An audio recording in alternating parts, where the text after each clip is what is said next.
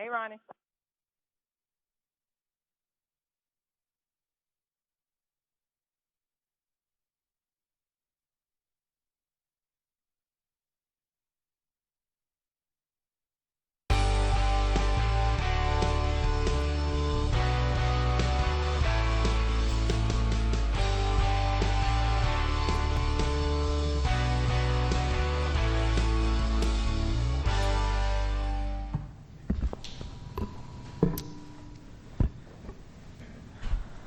All right, welcome to Murfreesboro City Council. It is June 4th. We're here in the council chambers. I want to welcome everyone here, and I'm handling the prayer and the pledge tonight, so if you'll bow with me.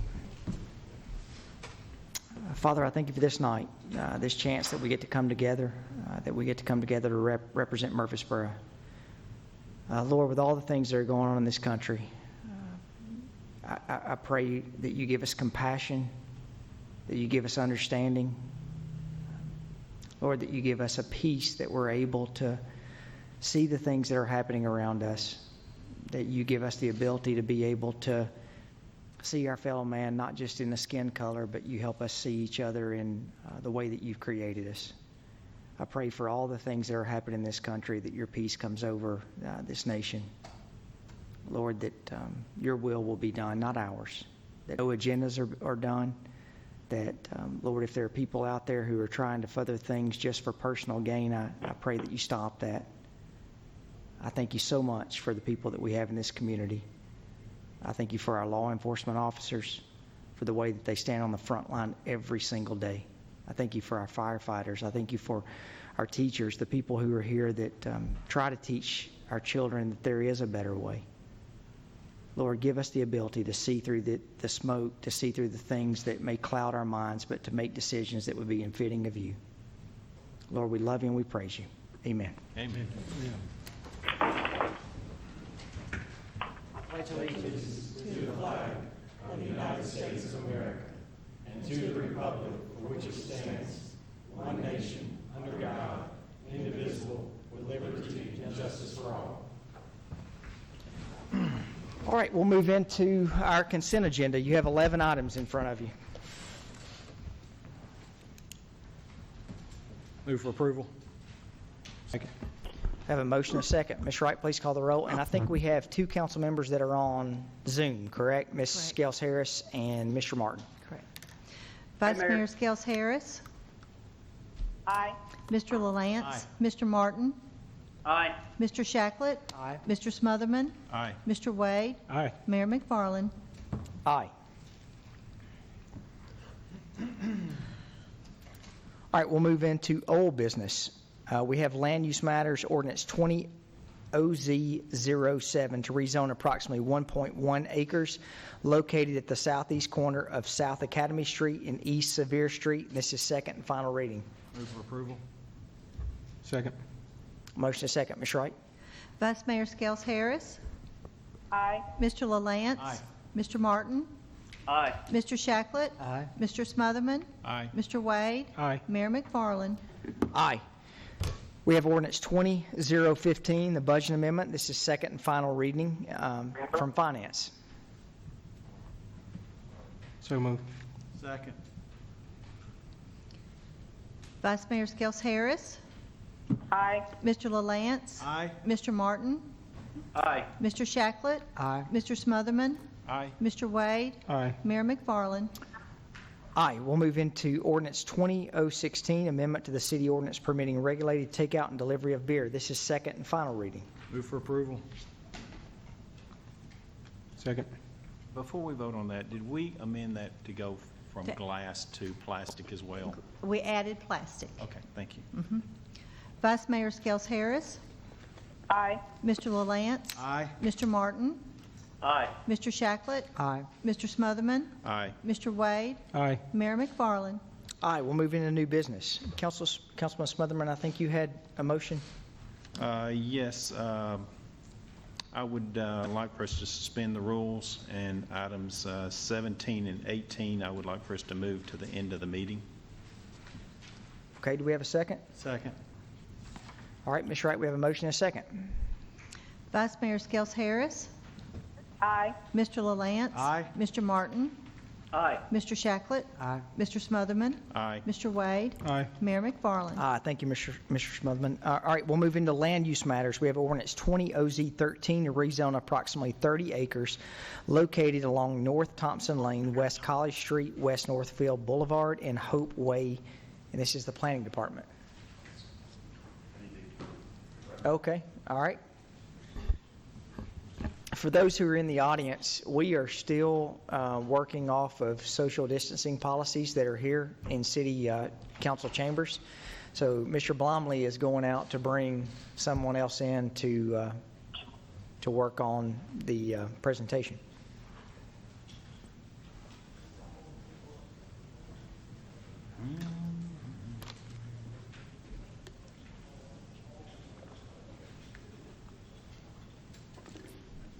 I feel like we need some kind of, Mr. Blomley, we need some kind of music or something that's going on, like.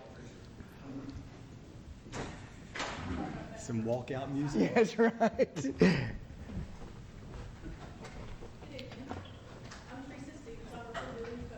Teresa, if you don't mind pulling your microphone down, that would be great. Thank you. I'm Teresa Stevens. I work for the Building Codes Department as the sign administrator for the city.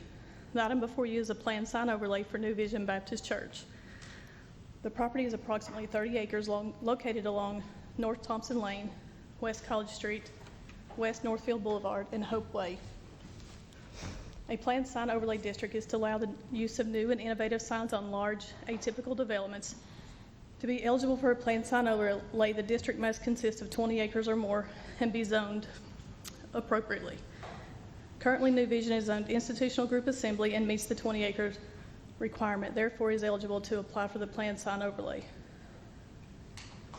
The applicant is required to present the city a planned sign overlay design book that shows a cohesive plan for the entire project that addresses everything from permanent building signs to temporary signs. The proposed planned sign overlay would allow additional freestanding sign on the property at building entrances, increased size for routing signs at parking lot intersections, attached to building signs, and canopy signs that extend beyond the canopy surface, and string lighting around outdoor assembly areas. There's also a proposed mural on 3 elevations at the rear and side of the building, as well as temporary signs. The Planning Commission recommended approval of the PSO on April 22nd, 2020. New Vision Representative Regina Thompson with Visioneering Studios will make a brief presentation regarding the planned sign overlay. After Ms. Thompson's presentation, there will be a public hearing. There is a public hearing scheduled. Thank you. Thank you. All right.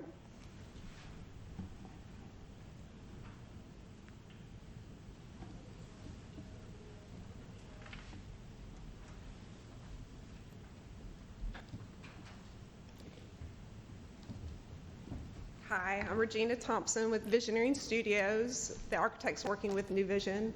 What we have is the planned sign overlay for the project. The reason that we needed to do this is that we noticed that the entrances to the building weren't well defined, and so part of our improvements that we were recommending to the church is needed additional signage. And so that is what is in our planned sign overlay, as far as like awning signs and some pillar signs to kind of define those entrances, which is showing up in some of the enlarged plans that we have. The other thing that we noticed was the need for a mural that's showing up on this sheet, shows the extent of it. This was the back of the building, but now that the church has added parking behind their building, and with the West Northfield Road coming in, this is becoming more visible. And so our recommendation was to add a mural to it to improve its presence to the street. And so I'm just going to flip through these real quick. We added some additional information for existing signs and temporary signs, future wall signs that may or may not be needed, string lights. This is an example of the existing building that kind of shows the existing condition. So obviously doing a mural on it would improve its appearance to the city. That's what we have.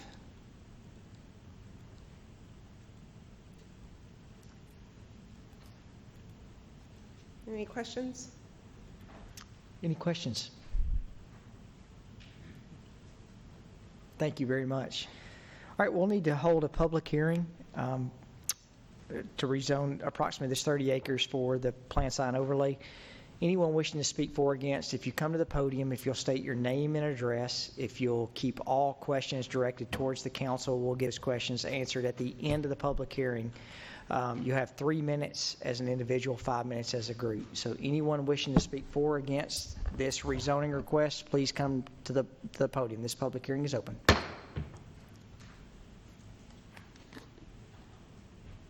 All right, seeing none, I'll close the public hearing and will now consider ordinance on first reading, ordinance 20-OZ13. Move for approval. Second. Motion and a second. Ms. Wright, please call the roll. Vice Mayor Skels Harris. Aye. Mr. LaLance. Aye. Mr. Martin. Aye. Mr. Shacklet. Aye. Mr. Smotherman. Aye. Mr. Wade. Aye. Mayor McFarland. Aye, and Teresa, I think this is the first time we've seen you come up and address us. You did a great job, so thank you for that. All right, we will now move into ordinance 20-OZ14 to rezone approximately 1.44 acres located along the northeast corner of North Boulevard and Gold Valley Drive.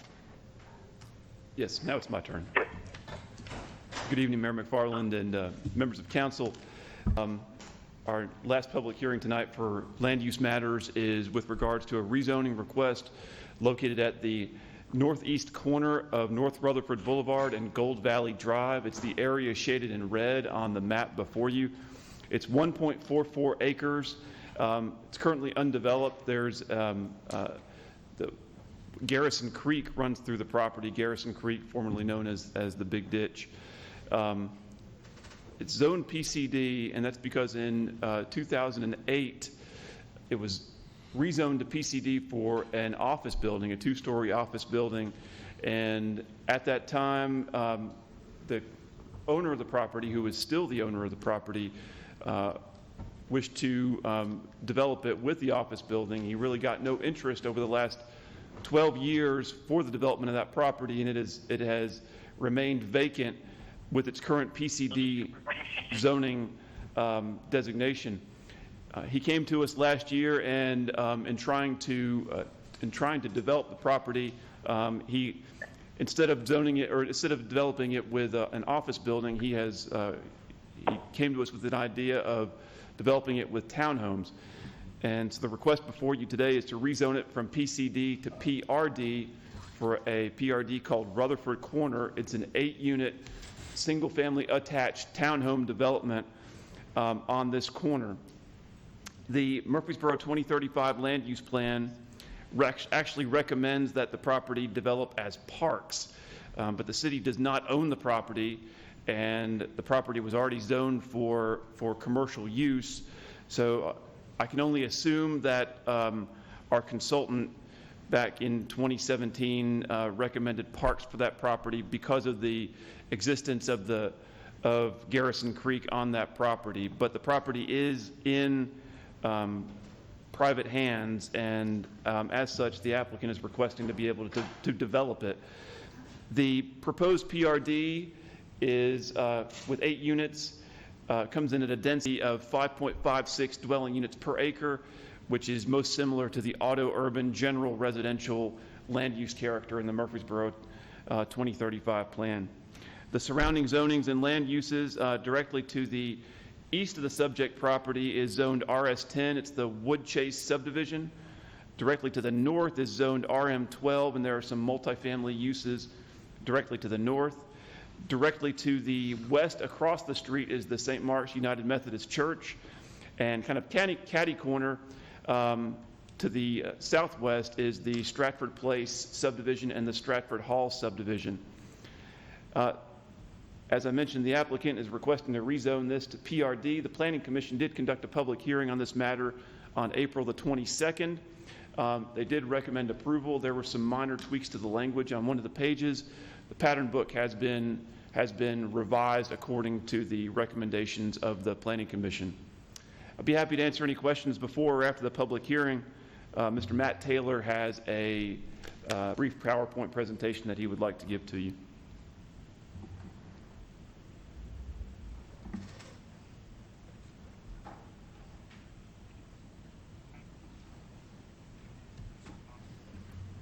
Thank you, Mr. Blomley. Good evening, Mayor, members of the council. I am Matt Taylor of SEC, and I'm accompanied tonight by Mr. David Masterson, the owner and applicant on the project.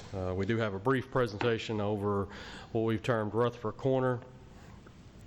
As Mr. Blomley said, it is just under 1.5 acres located at the northeast corner of the intersection of Rutherford Boulevard and Gold Valley Drive.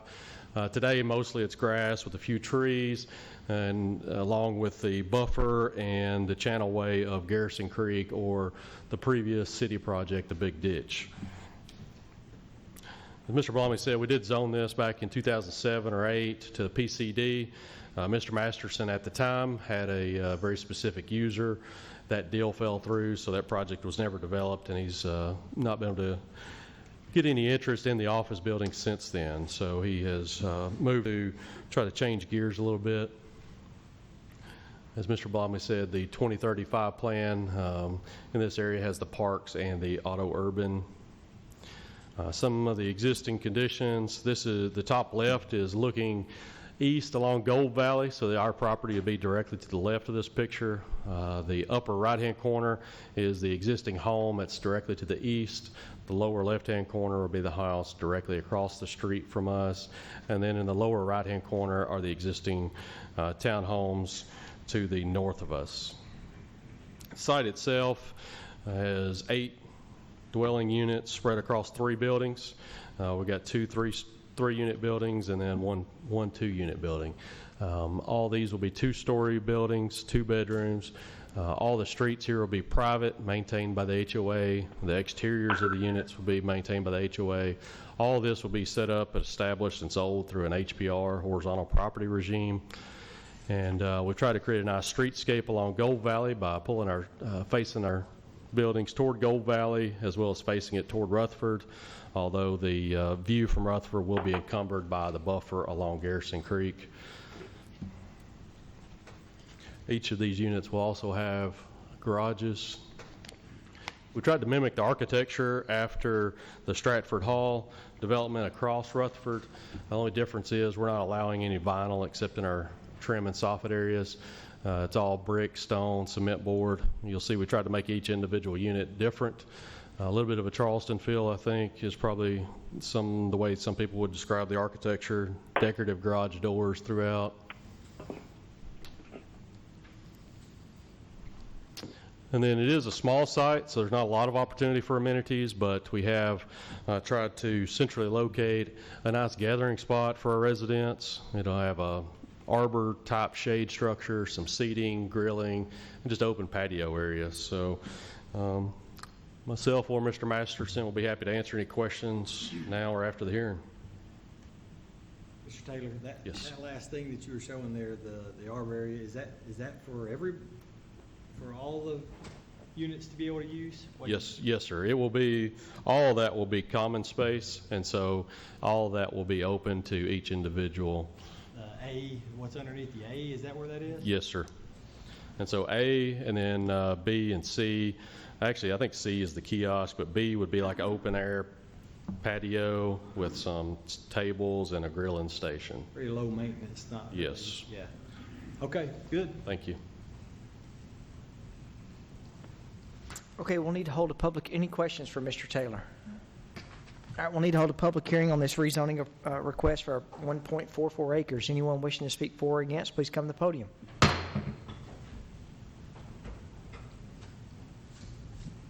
All right, seeing none, we'll close the public hearing. We'll now consider ordinance 20-OZ14.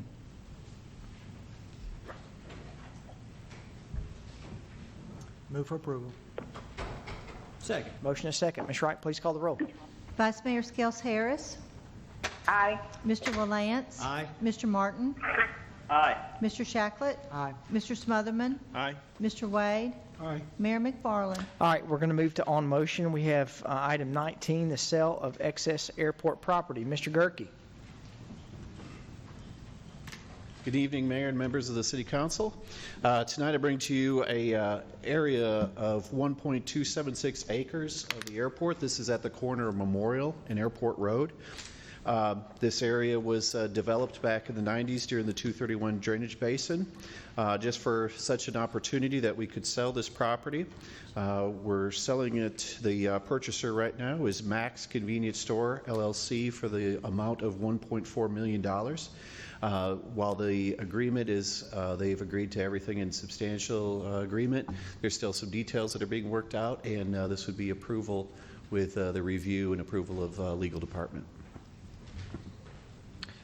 Sure. Are we still able to keep our signage to direct people to the airport? Yes, we are. We did maintain a finger of property out there so we can maintain our memorial address, maintain our signage and everything like that. So you'll see that happen as we finish up our work on the terminal.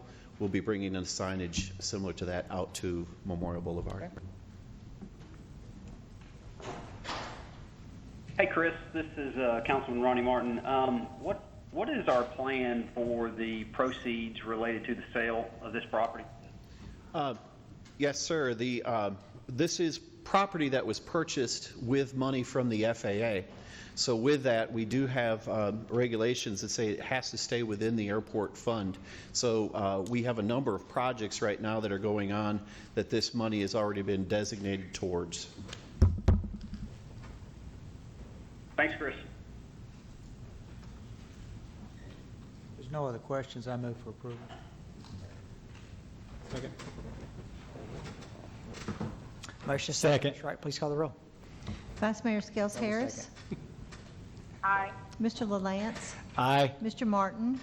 Aye. Mr. Shacklet. Aye. Mr. Smotherman. Aye. Mr. Wade. Aye. Mayor McFarland. Thank you, Mr. Gerke. All right, the next item is a work authorization with Atkins North America for the design and bid consultant services for the expansion of the taxiway Foxtrot development area. This is an area that really stretches between the TDK hangar south towards the MTSU airport campus. This will be a connector taxiway, and it will also help us design pads for future hangars and drainage and utilities and things like that for the development of that area. The work will be around $127,498, and this is being funded through a 95% funding through a state grant, using some federal and state aeronautical monies for this project.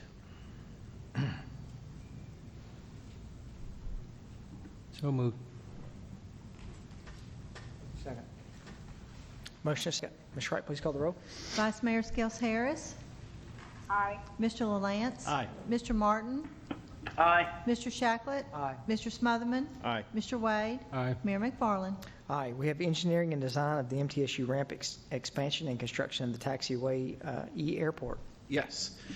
Mayor and members of the City Council, a few months ago, you remember that the airport received an airport economic development grant for the creation of jobs and those types of things. And MTSU is a huge presence out here at the airport, and they have an expansion plan in place, which will be creating a number of jobs for fellow instructors and faculty and staff. Part of that is some infrastructural needs that they have as well, and so we'll be expanding the apron and creating a taxiway that will kind of wrap around the east and north side of their campus.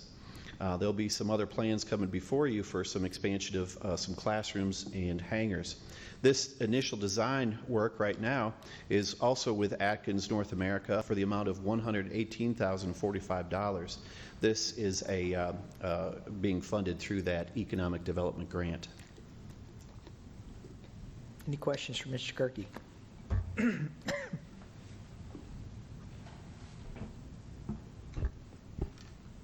Hey, Chad, this is Ronnie Martin. Sorry about calling you Chris. Had to get that in there, didn't you, Ronnie? One of the challenges of working remotely. I think he was just saying sorry. Oh, that's all right. And your question is? I don't have a question. I just wanted to get that in before we jump to something else. We're just hoping, Chad, just so the meeting moves on, that you know that it's just not all about the airport. That's right. You know, we're proud of I everything. get few opportunities, Mayor, to come before you, so I try to take advantage of them while I'm here. There's lots of good things happening out there. All right, we have this construction contract, or excuse me, expansion of the construction of the taxiway E. Do we have a motion? I'd make that motion, but let me make a comment as I make the motion. Serve on that airport commission, and Chad and his staff, the members of the airport commission, in the midst of all that's been going on, they have made some really critical decisions. And the folks that are doing our new terminal out there, if you get an opportunity, that's going to be a real wonderful new front door of our community. And it's going to be something we'll all be proud of. But there's been a lot of work going on out there, and people have spent many hours trying to make the right decisions as we move forward, and lots of good things are happening at our airport. And lots of people deserve credit for it, and it's a good time to do that. So I make that motion that we approve this. You got a second for Chris? I'll second. Or give it to Ronnie. All right, we have a motion and a second. Vice Mayor Skels Harris. Aye. Mr. LaLance. Aye. Mr. Martin. Aye. Mr. Shacklet. Aye. Mr. Smotherman. Aye. Mr. Wade. Aye. Mayor McFarland. Aye, and Chad, I know we talked about this a couple of weeks ago, but with all of the COVID deal that's been going on, our airport board won the governing board of airport commissions in Tennessee, and a big portion of that has to do with your leadership and everything that's going on out at that airport. Living in the flight pattern and seeing everything that happens with all of MTSU's flights, we're proud of the airport and everything you are doing, so thank you. Thank you.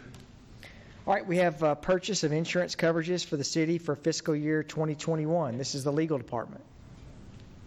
Good evening, Mayor McFarland and members of council.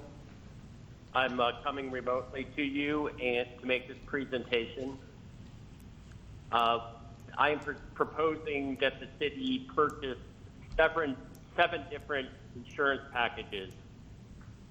Those include a liability package from public entity partners, a collision and comprehensive vehicle insurance package. This will cover all vehicles whose value equals or exceeds $75,000. That would also be purchased from public entity partners. Catastrophic vehicle damage insurance, also purchased from public entity partners. Commercial package property insurance, that's for real property and content from Travelers. Crime insurance from Travelers. Cyber insurance from Beasley. And workers' compensation insurance from public entity partners. All of these policies are purchased with from carriers with whom we currently have arrangements. However, the catastrophic vehicle damage insurance and the collision and comprehensive vehicle insurance are new with publicly entity partners. The reason we're going with public entity partners without a bid is because it is a consortium of municipalities, and under state law, we are exempt from the bidding process.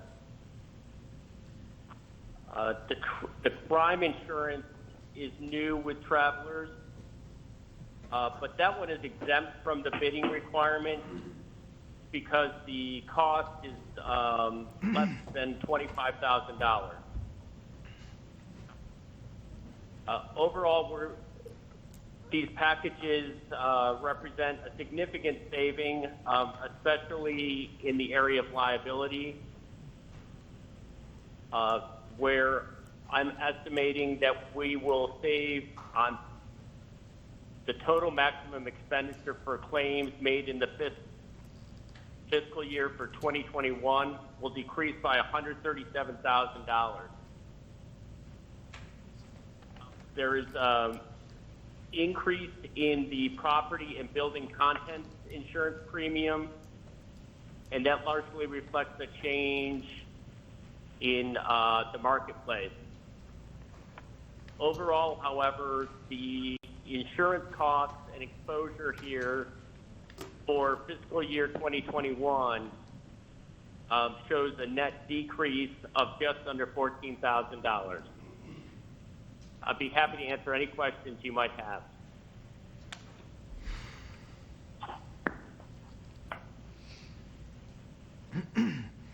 Mr. Tucker, even though we didn't have to take bids on a couple of these policies, I mean, it seems like we would have, just to ensure that we get the best price. Were the prices significantly lower than what we were paying? Is that the reason we didn't get bids on those others? So with respect to the commercial package properties, the cyber and the crime, we were working through the city's broker, Willis Towers Watson, and they obtained quotes on the property from three other carriers, and 4 other major carriers declined pricing. One carrier was within about $20,000 of travelers. The other one was about $125,000 more. So going to the marketplace, the traveler's insurance for property is quite a bit less.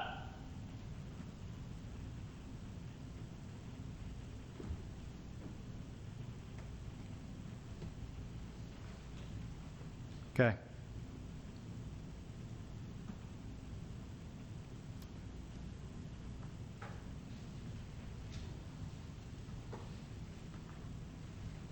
Any questions?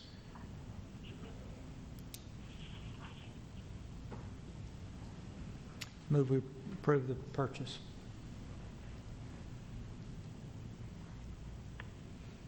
Second. Mayor, this is Ronnie. I'll second. Oh, sorry. All right, motion and a second. Ms. Wright, please call the roll. Vice Mayor Skels Harris.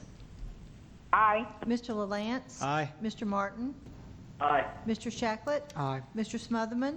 Aye. Mr. Wade. Aye. Mayor McFarland. Aye. Mayor, good evening, council. Thank you for the opportunity to come before you tonight. Got 3 items on motion and another business item if we wanted to cover that, or I can wait till the end. Now let's cover it all. Aaron would prefer if I waited to the end. The first item that we have is a new sewer inspection and asset management software for our sanitary sewer system. Our current software does not integrate with our GIS, and the support for the software is basically non-existent. They are no longer upgrading the software or putting out new versions. So we did an assessment of the 2, leaders in the industry, WinCan and IT Pipes. WinCan over a 3-year period does actually have a better value, and it does integrate with our ArcGIS. It's got photo assistant, analyst, work order management, and rehab planning. So it does give us a lot more tools to go in there and fix these leaky sewers and repair and rehabilitate them. So we're asking for approval to purchase the WinCan software in the amount of $53,138. I'll move for approval.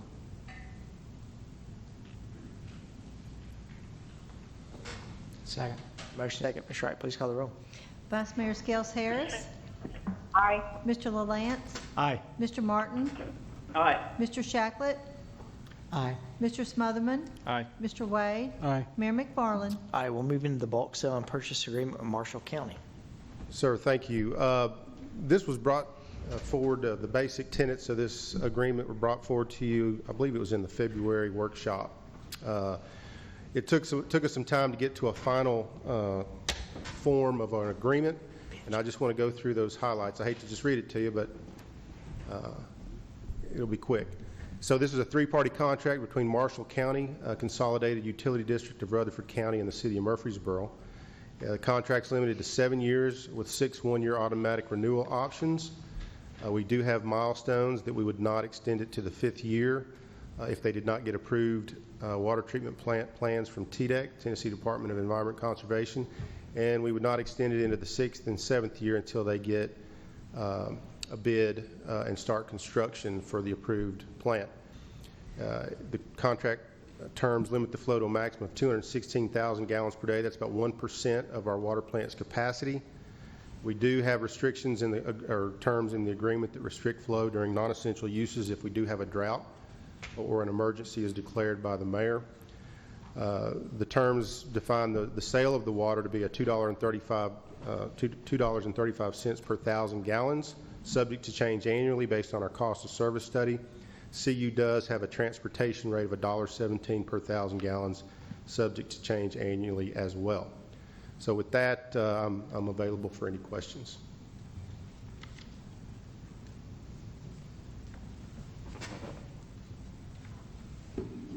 No questions, move for approval. Second.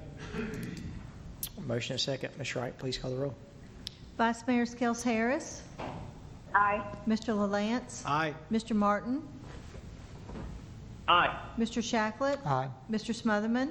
Aye. Mr. Wade. Aye. Mayor McFarland. Aye. We'll move into item 25, the flow monitor basin 1083 in 4 density restriction in the CIA study proposal. Thank you, Mayor. You can see in the exhibit in front of you on the screen that the area in green is basin 10A4 and the area in purple is 10A3. Staff is proposing to restrict density in these basins lower than the sewer allocation ordinance that was passed in December. We are recommending 2.5 units per acre density on all remaining what I'm calling greenfield tracts. Those are the lighter shaded green tracts.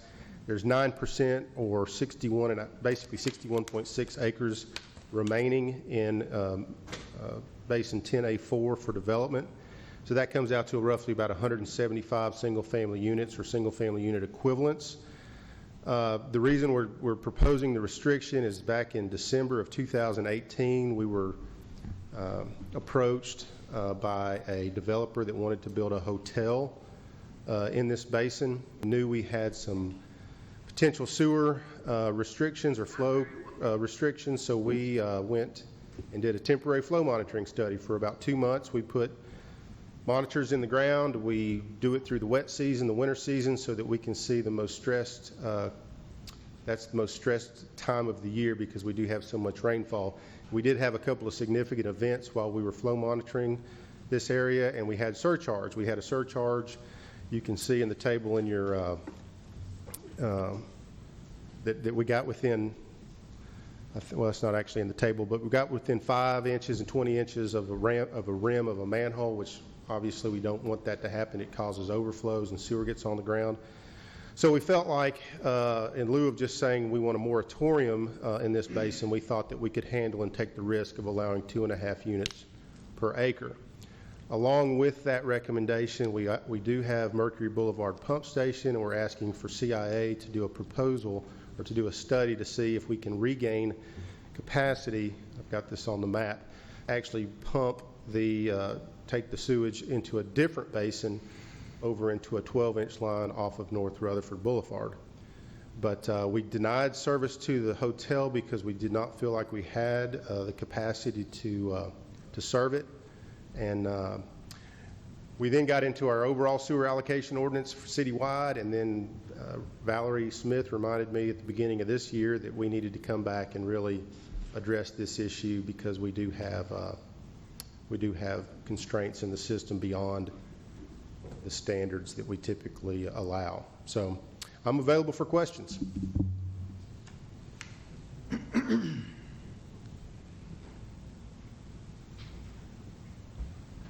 Any questions for Mr. Gore?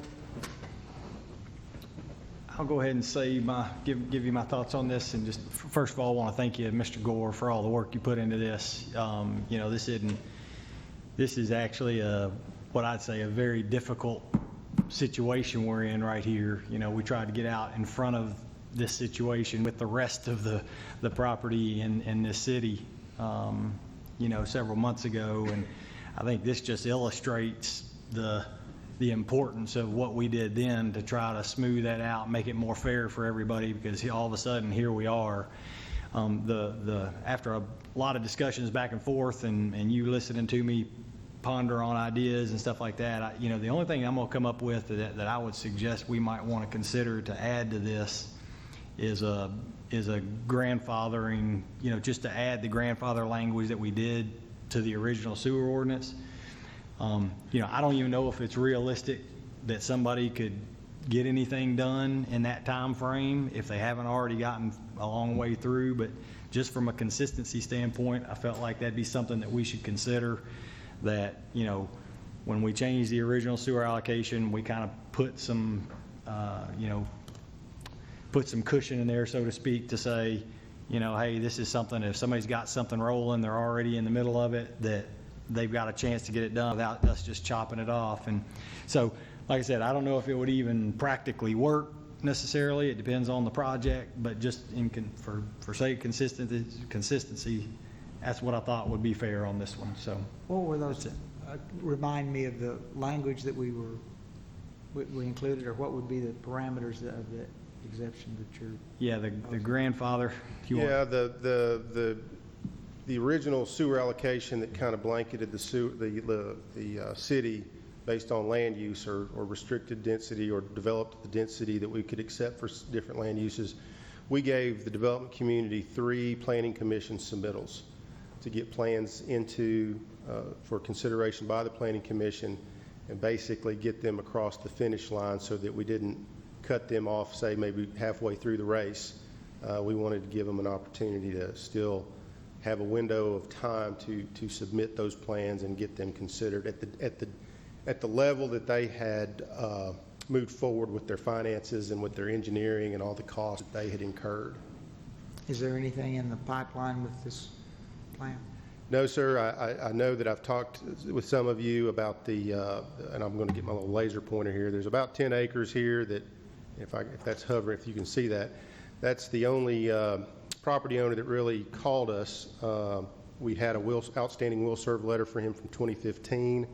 That, based on the resolution that was passed, is no longer valid, or we are not committed or obligated to serve that at the density we provided.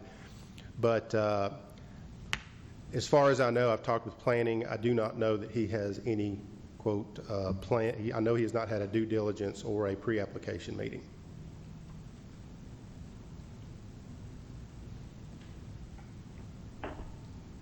Hey, Mr. Ward, this is Ronnie Martin. I just wanted to weigh in as well, and you know, I think I go back to some of the discussion we were having when we were talking about the sewer allocation and sort of the spirit of what we wanted to make sure we did from the standpoint of, you know, 2 things. We didn't want to sort of sound an alarm and create a bunch of new activity that we felt responsible based on the need to change the allocation for capacity, and, you know, put a lot of pressure on our staff and create some unrealistic expectations. So from the standpoint of us helping and honoring and being agreeable to those that have work in process and have had kind of in good faith been working towards something, I totally agree with Rick.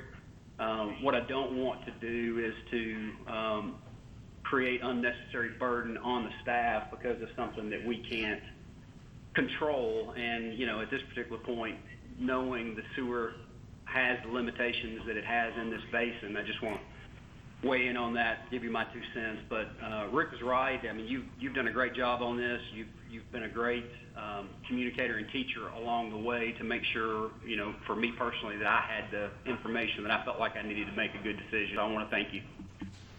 Yeah, I actually forgot one of the things that you and I talked about that we got to on this as we were going back and forth, and as I was kind of brainstorming on this, and the only part I left off of it was that I think I had gotten myself to think that the best way to handle it would be a little bit different in terms of that we would have a grandfather period, but we would add a cap. Because this number is so finite, you know, the total basin was not quite as finite. You know, there's a lot more property, there's a lot more wiggle room, where this one has very little of that. And so what I think the number of units was 140 or 50? 175 roughly. 175 then? Yeah. You know, that my thoughts were we would do something in terms of, you know, we'd have a grandfather period, and it's just like it always has been. Kind of unfortunately, it's a first come, first serve up to the first 175 units. And that just is what it is. But there would not be any more than 175 units in the total basin collectively, because that would put us in a position where we got stuff coming out into yards and streets that we don't want to, you know, that we don't want coming out. So anyway, for what it's worth, that's not, I mean, you know, I just felt like from a consistency and knowing that we do have people that are, you know, one group interested in doing something here, that from a consistency standpoint, that we just don't change in the middle of the game or whatever without it being like what we did on the other What's the side. time frame, Rick, that you're thinking? Since there's nothing in the pipeline. Well, and that's, you know, look, this is tricky. Here's all, the only fair way that I knew to do it was to make it just like it was the last time. You know, whatever. Three planning commission meetings? Yeah, whatever we say is it, and if that's what it, you know, if it's possible, then it's possible. If it's not, then there wasn't anybody in the middle. And so it doesn't happen. I mean, to me, that was the only way that I could get in my mind that I thought it would be consistent and the most fair way for me to do it. We had something to come up probably a couple months ago, same thing, with the Farrell property and the property Roger Haley was bringing. My problem is this: the developer he's had this for 5 years. I'm not talking about the will serve, by the way. Okay. I want to cut you off. I know what you're Yeah, saying. okay. It all ties in together. It all ties in together. And for us to say revert process now, that's not right. You know, if we want to talk about it in a workshop, we can do that. But just to change the process, I don't think that's the thing to do at this time. Hey, this is Ronnie Martin. One of the things, based on listening to Rick, he jogged my memory, made me think of too. With us having that limited capacity, would it make sense for us to look at saying, hey, you know, if the new density is 2.5 units per acre, to make sure that we preserve that from the standpoint of not allowing all of that capacity to be garnered by a single project along the way, maybe to say, if that issue is that serious in that basin, that it's 2.5 units up to 10% of the total available or something like that staff, if they felt comfortable with or might recommend based on trying to protect what capacity we have left. So, But you got it in terms of the way we did this is a proportionate share. We said we had 69 acres. We wanted to preserve the ability for commercial development to occur out here, and that's where we came up with the 2.5. We felt like we had, there's a risk, right, even letting the 175 in there. And I'll be the first to say that if we let 100 units in and then we see a significant issue with the sewer, we may have to ultimately establish a moratorium out there, just depending on if we see sewer coming out of the ground. So we're giving it our best estimate to say 175 units. That gives everybody 2.5 units per acre. I am not, you know, that's what I saw as consistent. The grandfathering is somewhat consistent in the fact that we allowed people that were in the pipeline. I've tried to do my due diligence to see if anybody really is in the pipeline. I think if we do it now, we're going to ask somebody to get on the starting block, start the race, finish the race in a pretty quick amount of time. It may or may not be achievable. And I hate to set somebody up for failure in that regard. So I felt like doing a proportionate share was consistent and fair to all the property owners out there. But if you want to give a disproportionate share, or if you want to give people an opportunity that may have projects ready to go and they're ready to jump in and can take a disproportionate share, that's really the question that is posed to the council. look, I don't think it would be fair to give somebody a disproportionate share. I guess, you know, especially with it being this small, but the reality of what happened in the original sewer allocation was that we did exactly that. The people who were in the process, who were above 3.8 units per acre, that were grandfathered, they soaked up more allocation, and so technically we probably should have gone back and changed everybody else to 3.6 or 7, because if those projects were more than 3.8, there's no longer 3.8 left for the rest of everybody. Right. Right? Right. And so this is just puts it on such a, you know, a more finite, you know, concise scale that we, you know, it feels like you're doing this for one person or another person. It's really the same thing.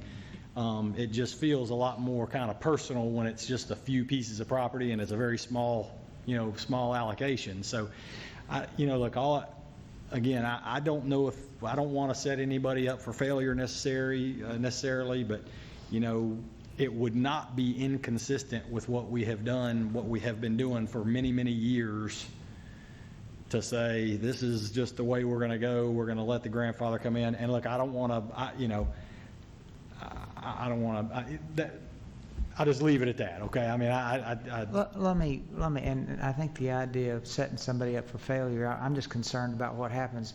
If nobody has got a plan developed, they haven't invested in the development plan, they haven't got $1 in it yet, and we say you've got to have it completed through the process within 3 planning commission meetings, we go through 1 or we go through 2, but it's not through. I mean, then they've made the investment, they've set up, you know, they've done the investment to make the plan, and are we going to say, wait a minute, you didn't meet the 3, you didn't do it in the right time frame, and so you've made an additional investment, and then pull the rug out from under them. So I probably would feel worse about that than I would be. But they know the rules of the game right away. You know, they know the risk they're taking, and it's very clear. I mean, at this point, the rules aren't, you could argue, may not have been laid out all the way. If we say this is it, it's consistent with what we did, you want to roll the dice and get that plan. And the reality is, I think that we may not know to what extent someone might have some plans. It may be true that they haven't been through the process with staff, but they may have gone through significant engineering already and architecture design. I mean, they may have already spent money doing that, and they be just sitting on their desk waiting to hand it over to us. So anyway, my fear was a little bit to the extent of, the argument may be, well, I would have been in the process, but your staff told me that we're going to reduce the allocation, so I didn't get in the process last month. Anyway, that's just my thoughts on it. That's everything I think I got to say about it, y'all. I mean, I think the part I struggle with is, you know, we passed this sewer ordinance back in December of 2019. We discussed it for almost 3 or 4 months before that to go through the process.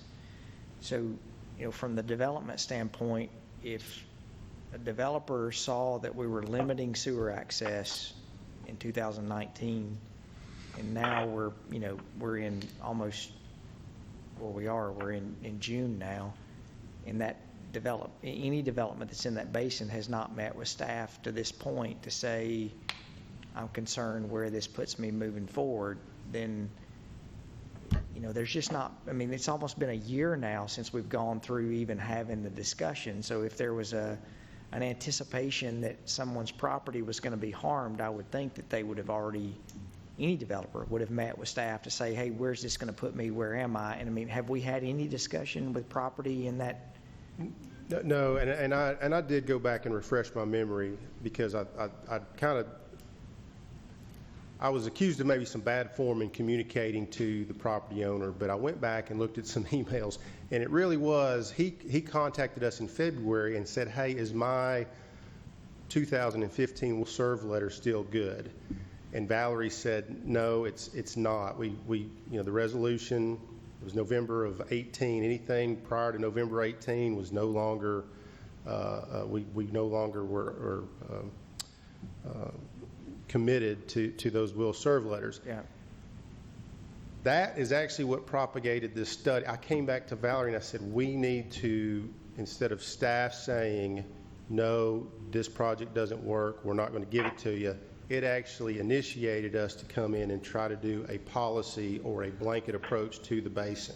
But there So he didn't come to us with a project, he came to us with was the will serve letter still good? But we've got an issue in the basin, right? Right. Yeah, and just for fairness, again, I really feel like I'm just trying to explain myself to you guys rather than I am making an argument, but this is coming from somebody who doesn't do development stuff. Yeah. Right? And if I was sitting in the crowd, me, not being a developer, and I wouldn't know everything I should know, would be, well, yeah, we're going to change it, but we're going to change it to 9 units per acre, and guess what? That's all I'm asking for is 9 units per acre, so I'm thinking I'm going to be good because you just changed it, and you changed it to 9 units an acre.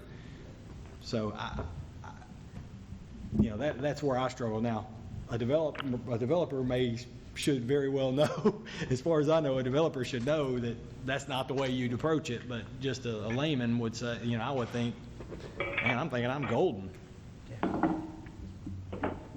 Hey, Darren, this is Ronnie Martin. I've got another question.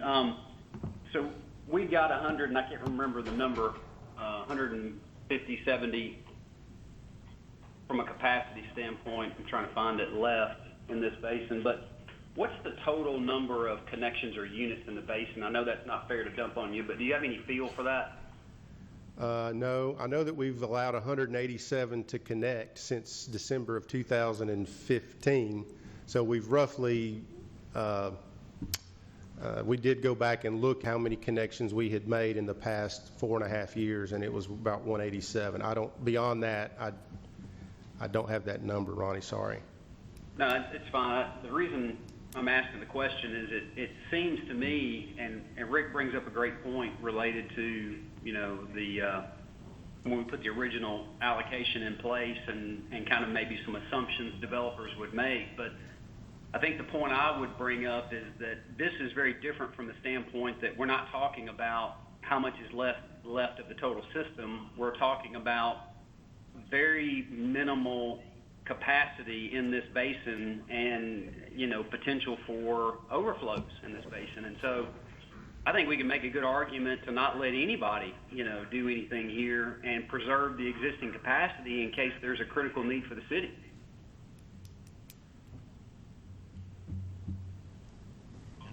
And I agree completely with what Ronnie just said. I mean, I'm more concerned about the fact that we're at capacity and we're talking about pushing it to the edge of the capacity. Right. And I just, I think everybody, the problem with extending 90-day grandfather plans is you can continue to do that from this point forward anytime there's a change to it. And I think that, if we're doing it for the reason that we're concerned about the sewer and certainly the overflow, because whoever develops anything from this point forward is not going to be responsible for the overflow. The city is. And so we're carrying the liability and the complete responsibility of anything that could happen. So, I mean, and if there is some units that are available, then, I would say spreading them evenly would be more fair to all the property owners who might have property to develop. I mean, because it gives them, if you give somebody the lion's share of it right now, you have diminished the property value of everybody who has property in that area that could be developed. And so whether it's, the city having a need for it or another individual with their property having a need for it. So. And the issue with that basin is not necessarily sewer. It's that basin is so flat that, and for Rutherford Boulevard, we've for years, where the Walmart is there's all of that property that's back behind there that can't develop. So it's when you talk about wet weather, you're not necessarily talking about there's too much sewer, it's the stormwater that we Right. can't process all the stormwater that goes through. And I know we've all had different interactions over the last 60 or 90 days with property owners who have sewer that backs up on their property, and Right. that never ends up very well. It's some of the toughest conversation I have to have. Yeah. One other question, sorry. Yes, sir. Is there, have you, I know you sent us a spreadsheet with a list of different property. Right. Parcels, I guess I would say. Those were the 887 connections that had been permitted from December of 2015 through present. Was there a different spreadsheet that had all of the parcels that would be greenfield? Was there? Well, that's the exhibit that I have there. Okay. That's the 69 acres, or 61.6. Has there been, just for, the last thing I can think of here to where I feel like I've asked all the questions I need to, have we looked at those pieces of property to see, I mean, is there any, are there 30 of the acres that there is no way you're getting 2.5 units per acre on? I mean, that kind of deal, like, just for water, for drainage reasons or whatever? There's really only about 4 tracts or combination of tracts that are over 5 acres out there. So they're just to say that there's 61, let's just say 40 to 45 is what I would consider larger tracts where you could do some kind of townhome multifamily development on there. Yeah. So really, the others are just going to be, well, I mean, I hate to say, you just got 6 units on an acre and a half, or 8 units on an acre and a half. Yep. So there's probably, that's the kind of stuff that I could see the gentrification occurring out there, is that somebody's going to want to take some of these small lots and put some townhomes on them.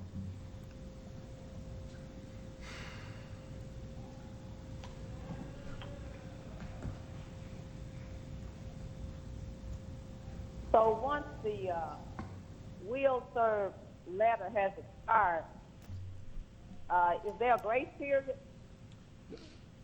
No, ma'am, we set a hard date of November 18th, 2018, that anything beyond that is no longer considered a commitment. Anything after that is considered a commitment to serve with sewer.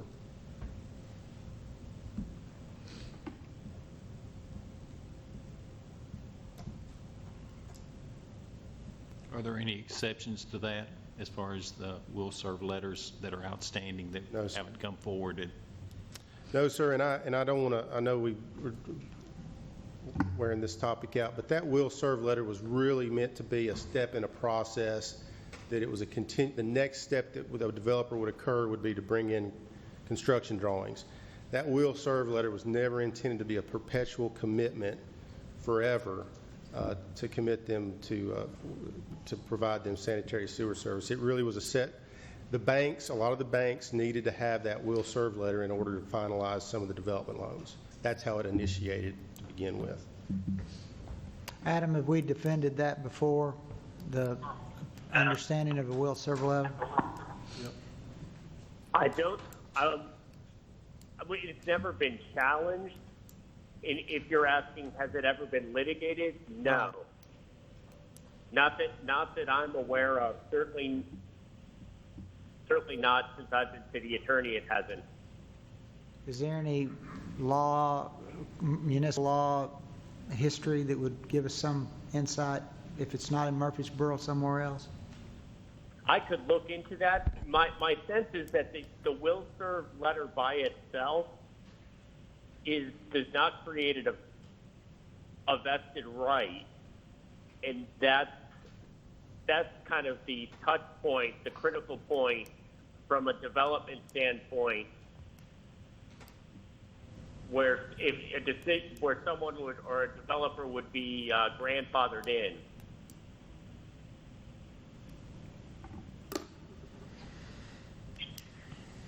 So are we saying that, in essence, that the will serve letter sort of locks us in? I didn't catch that, Marilyn. Can you say that again? Lock them in? I said, so are we saying with that will serve letter does that sort of lock us in to our commitment? No, ma'am, just Just the opposite. Just the opposite. Yeah, and we fixed it going forward, you know, with the 1 year and the 1 year extension and the putting the money down and all that. So I think we fixed the issue of will serve letters from, you know, they don't have an expiration date on them. Well, they do now. Right.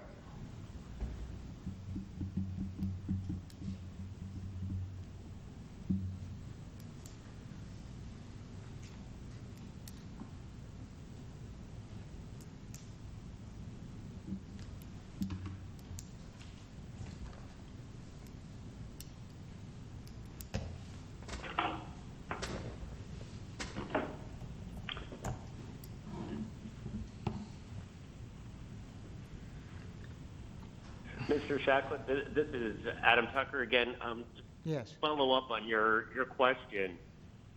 I am comfortable from a litigation risk standpoint. I am comfortable with the stance we're taking on the will serve letters. Thank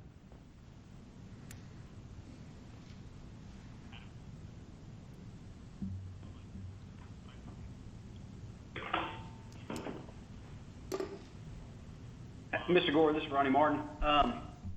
In looking at the staff's recommendation, you feel like that the recommendation to go to 2.5 per unit is a better recommendation for the city than just putting a moratorium on this basin? Yes, that was staff's attempt to compromise to a certain degree. We are going to, as I stated though, we're going to have to keep an eye on that basin to make sure that a moratorium is not justified in the future if we do let more connections. Of course, we're always rehabbing the sewer, and we always have storm events. There's always storm events that you just can't hardly plan for, but we're willing, yes, staff's willing to put the risk at 2.5 units per acre, and that was our attempt to compromise with this situation versus a full moratorium. And I'm willing to make a motion to approve staff's recommendation in conjunction with the spirit of the 3 readings at planning that we've discussed with the overall sewer allocation. As long as we're consistent with that, as Mr. LaLance has been talking about, I'm happy to make that motion to approve. So the motion includes giving the grandfather period of 3 readings. Yeah, and I don't want to be more specific about that because it seems like we had some other stuff in that grandfathering that was more specific than just 3 readings, but I'll leave that to staff.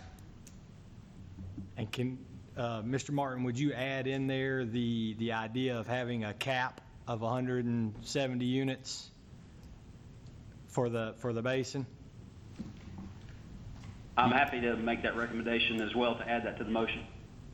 Second.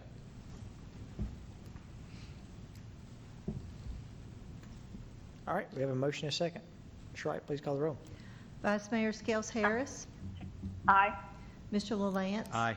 Mr. Martin. Aye. Mr. Shacklet.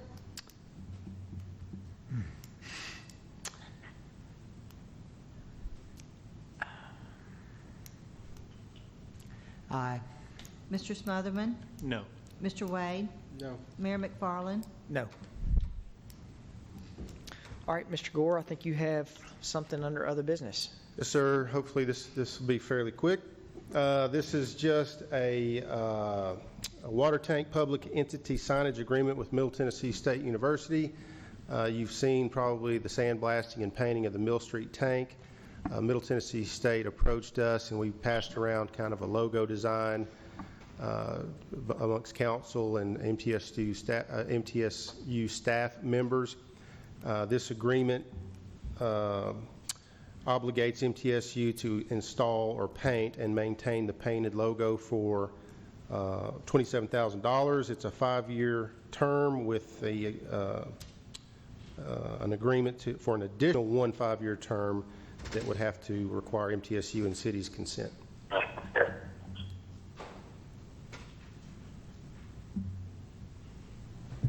moved. Second. Motion and second. Ms. Wright, please call the roll.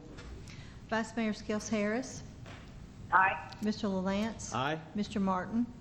Aye. Mr. Shacklet? Aye. Mr. Smotherman? Aye. Mr. Wade? Aye. Mayor McFarland? Aye, and I do want to put on the record that this is yet again another instance that Mr. Gore has circumvented the agenda to be able to take something from other business and put it in another edition, so Yes. God have Duly mercy noted. on your soul. Thank you. All right, we'll move into licensing. Mayor, we have some beer permits tonight. We have 2 restaurants at 138 Chafin Place and 2115 South Church Street that have never had beer before, and they have requested that. Additionally, we have a restaurant changing owners at 2615 Medical Center Parkway, Suite 2395. All of those still need to finish up their building codes inspections, but background checks came back without any problems. We also have a special event permit request from Main Street of Murfreesboro for a fundraiser at Cannonsburg on July 18th. That permit is also in order. If you approve these tonight, we will issue these once all these steps required have been taken.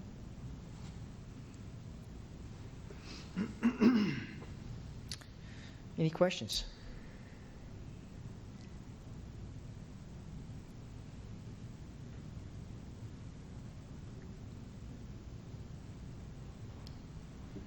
Move for approval. Second. Motion is second. Ms. Wright, please call the roll. Vice Mayor Skels Harris? Aye. Mr. LaLance? Aye. Mr. Martin? Aye. Mr. Shacklet? Aye. Mr. Smotherman? Aye. Mr. Wade? Aye. Mayor McFarland? Aye. Ms. Wright, any other licensing? Yes, Mayor, there are 4 sets of licensings tonight. These were at your request through those particular boards, I believe. We have a reappointment of Ben Blake, Carolyn Lester, Matt Taylor, and Mike Picklesheimer to the Construction Board of Adjustments and Appeals. The new term would be ending June 30th, 2023. The next one is to reappoint Mr. Lamar Dixon and Mr. Dan Charley to the Greenway Projects Committee with the new term ending June 30th, 2023. We have a reappointment of Dr. Gloria Bonner, Mr. Lamar Dixon. Okay, so I'm going to, real quick, on item 28, Mr. Lamar Dixon and Mr. Dan Shirley are not for Parks and Recreation. That is a misprint. So it should just be Dr. Gloria Bonner and Tim Rodiger Ricky Turner for the Parks and Recreation Commission. The other 2 are on the Greenway. Okay.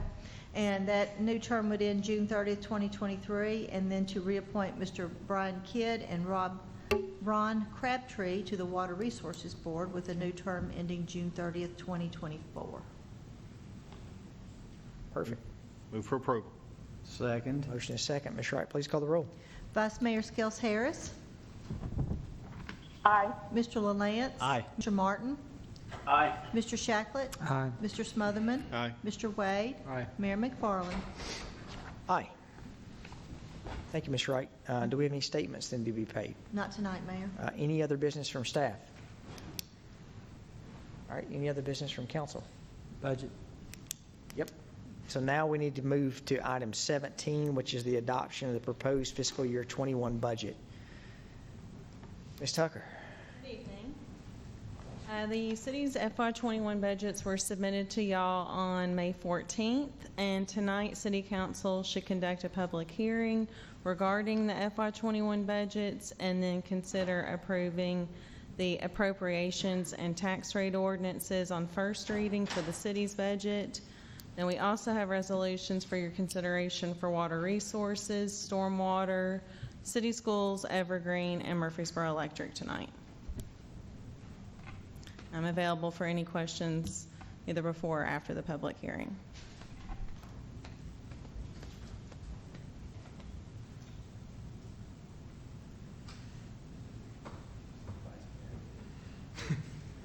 Time out. We're on pause. Okay, is there anybody that's got any questions for Aaron before we open a public hearing? Okay, to start public hearing, everybody understands that anyone who comes forward and speaks has 3 minutes, 5 minutes if you represent a group. Please do not repeat what people in front of you have said. And here comes the mayor, and I'm fixing to tag out, so. Sorry, Ms. Tucker. All right, we need to hold a public hearing for our adoption of the proposed fiscal year 21 budgets. And again, if you're wishing to speak for or against the budget, if you'll keep all of your comments directed towards the council, we'll get any questions answered at the end of the public hearing. You have 3 minutes as an individual, 5 minutes as a speaking on behalf of a group. So anyone wishing to speak, on behalf of our adoption of proposed fiscal year 21 budget, the mic is open.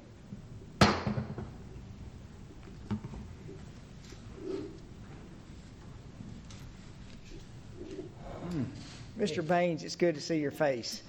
I'm Richard Baines. I still live on Parkview Terrace here in Murfreesboro.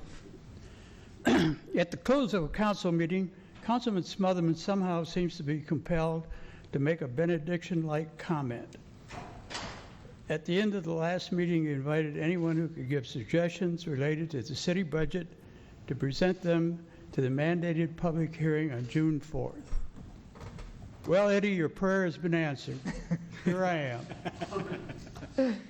Thank you, Mr. Baines.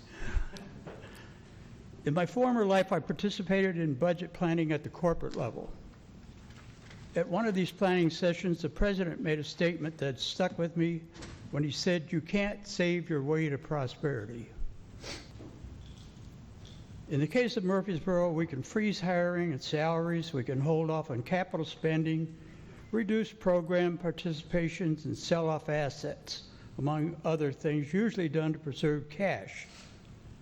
But the bottom line is that the income stream has to be improved. In the case of Murfreesboro, the primary source of revenues are taxes and fees. Some years ago, the city mayor rallied against the federally mandated stormwater fee. Today, millions of costs, including one whole department that were formerly in the city budget and paid for from tax dollars, are now paid for from fees. For example, anything connected with street cleaning or garbage pickup, many people view these as add-on fees as a tax when technically they are not.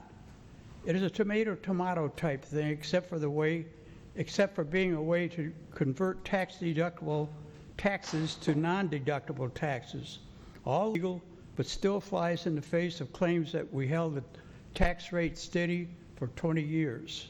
Something the city needs to address is feedback from public comment sessions. Last year, I stood in the same place and addressed the need to increase revenue by implementing impact fees. I went to great length to point out not only the need, but presented a dartboard on what was involved and even suggested a formula for establishing fees. Time out.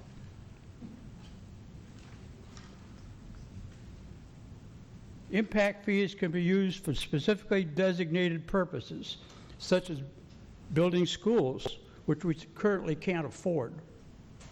Focusing on promoting growth through affordable housing for families when we cannot afford to educate their children does not make sense. I have not had or heard any feedback on that presentation. So much for public input on the budget. Finally, I would like to thank all the managers and their staffs for the hours they put together the budget. I know from experience that it had to be a very stressful experience. I would like to especially thank Melissa Wright and her staff for putting together the first draft and an excellent presentation. Thank you, Mr. Baines.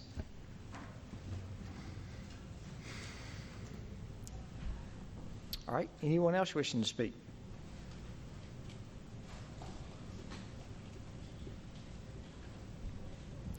Good evening. My name is Ryan Lake. I live at 1612 Damascus Road in Murfreesboro, 37128. I attended Blackman Elementary. I attended Blackman Middle. I was actually student body president of Blackman High School. I'm asking you, members of the City Council, to oppose the proposed budget. Well, the budget intends to spend 12% on public infrastructure, 9% on community services, 9% on public works. It would allocate 19% of $180 million to the police department, 1 in every 5 of my dollars, and I find that unsatisfying. Why do I find this unsatisfying? Well, if passed, the Murfreesboro Police Department would have an operating budget of $35,533,401, which is about $5 million higher than the department has used over the past 3 years. 15% of the proposed allocation to the police has never been used, but has the crime risen 15%? Well, no, it's dropped significantly. But how do we keep the public safety? How do we keep people from committing crimes? Well, the answer is in community resources. Research shows that supporting nonprofits led to a drop in the homicide rate, a drop in the violent crime rate, and a reduction in the property crime rate. Services like offering kids a chance at affording college, giving students a constructive place to stay after school, and supporting the arts. I think we can do more. I think this budget can do more. And where you can do more is reinvesting those funds from the police department back into those community services. We can do more. So I'm asking you to oppose this budget. Thank you. Thank you.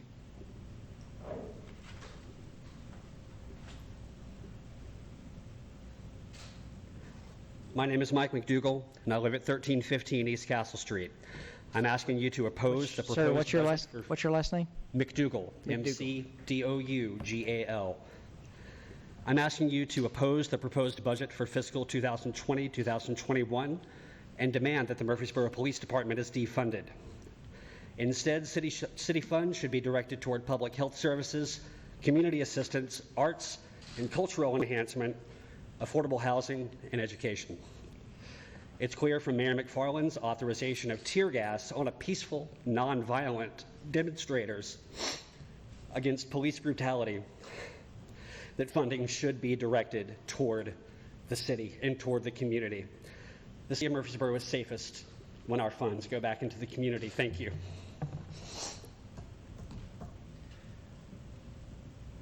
Anyone else?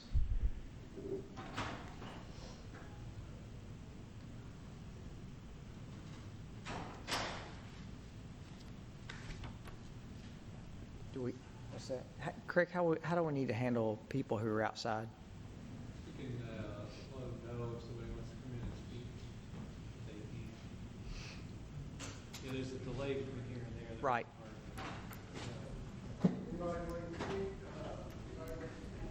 It would be good to have people who want to speak to line up at the door, of course, 6 feet in between, and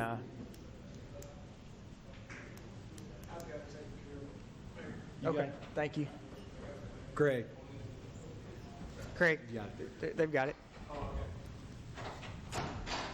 How y'all doing? Good, how are you? My name is Joshua House.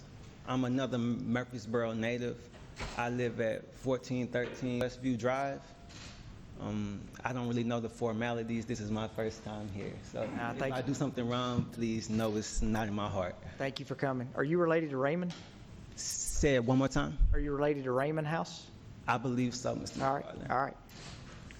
All right, so I'm asking you to oppose the proposed budget for 2021 and demand that the Murfreesboro Police Department be defunded.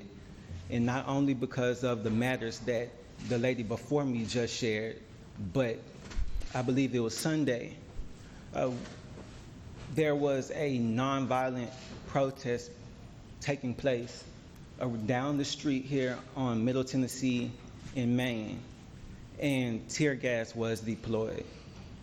And after I read from the 1990s Chemical Wars Convention, that's like something that happened a while ago, even before I was born, but they banned that in war. And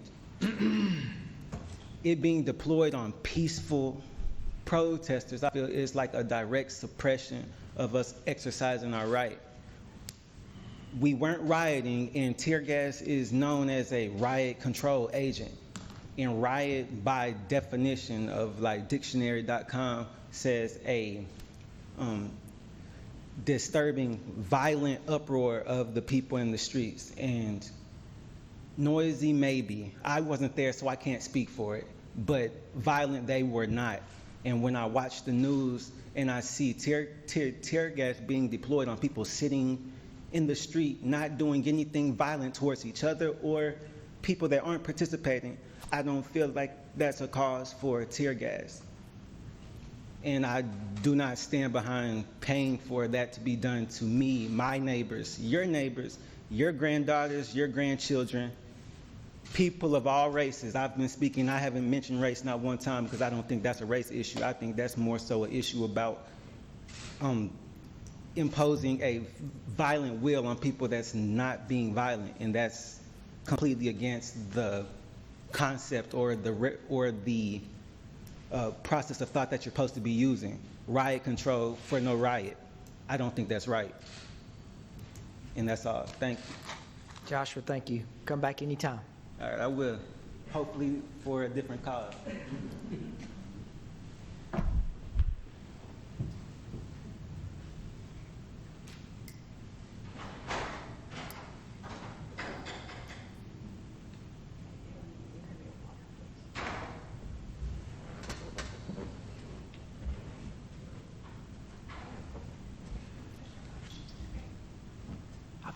Hi, my name is Simran Srivastava. I am another resident of Murfreesboro. I live at 1810 Somerset Drive. I'm happy to say that this is not my first city council meeting.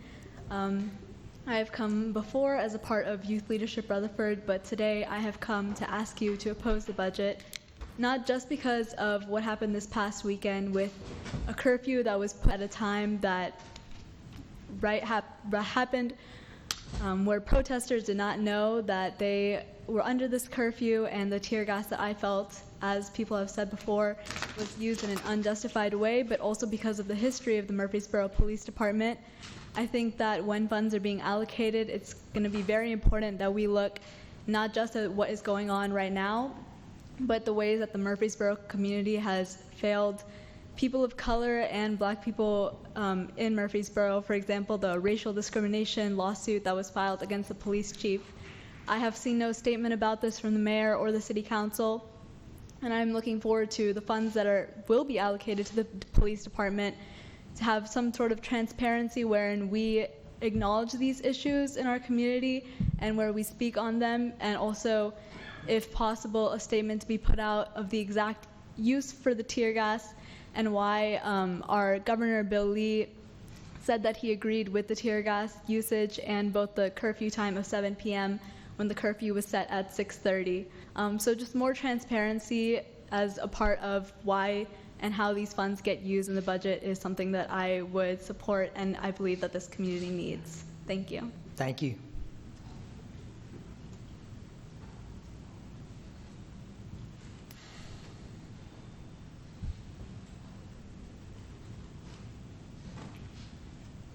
Hello, I'm Whitney Tessie. I'm a lifelong resident of Murfreesboro, Tennessee, born and raised. I live on Craythorne Drive, 37129. I went to Siegel Elementary, Siegel Middle, and Siegel High. I'm asking you to oppose the proposed budget for fiscal 2020 to 2021. I'm a proud Black American, Christian, and daughter of Cameroonian immigrants. I demand this. We defund the Murfreesboro Police Department and invest in our community. I know you're thinking that less police officers equals more crime, but there's absolutely no research or study that shows that more police officers reduce crime or that less police officers invite crime. In fact, James McCabe, a retired New York Police Department official, addressed this. He said that New York City made the conscious decision to reduce the number of cops and crime continued to go down. There's a number of studies that show that if you want crime to go down, you have to invest in your community, not criminalize them. I'll be happy to email you these studies after the meeting. It's a fact that in America, and in Murfreesboro, Black and low-income people are systemically and disproportionately targeted by our institutionally racist and classist policing system. If we want to help our community, it's important to invest in resources to rehabilitate and help marginalized people's needs and not in a department that oppresses them. Why is the police department the most funded department in the city? Why can't we reinvest that money into education? Tennessee consistently ranks amongst one of the lowest in quality of education in this country. Why can't we invest that money into our growing homelessness population or into affordable housing, into public health, into recreational activities for our youth? It is not enough to do this only through strategic partnerships. If you want to keep people off the streets, if you want to keep people safe, it's important that you heavily invest in resources that enhance their well-being and prevent them from doing crime. The last thing I have to say to the council, and specifically to Mayor McFarland, do Black Lives Matter to you? I'm disgusted by the use of tear gas on peaceful people who are protesting against racism and police brutality on Sunday. You issued a curfew for 6:30, 5 minutes after 6:30, then gave the police the authority to assault people who are being peaceful. That is absolutely unacceptable, and if you care about this community and about racism, you would issue an apology and promise that this will never happen again. Remember, if you care about this city and its oppressed minorities, you would want to help them, give them more resources, rehabilitate them, and not criminalize them. I'll quote one of my favorite Bible verses. If anyone has material possessions and sees a brother or sister in need, but has no pity on them, how can the love of God be in that person? Dear children, let us not love with words or speech, with actions and truth. Thank you. Whitney, thank you for coming.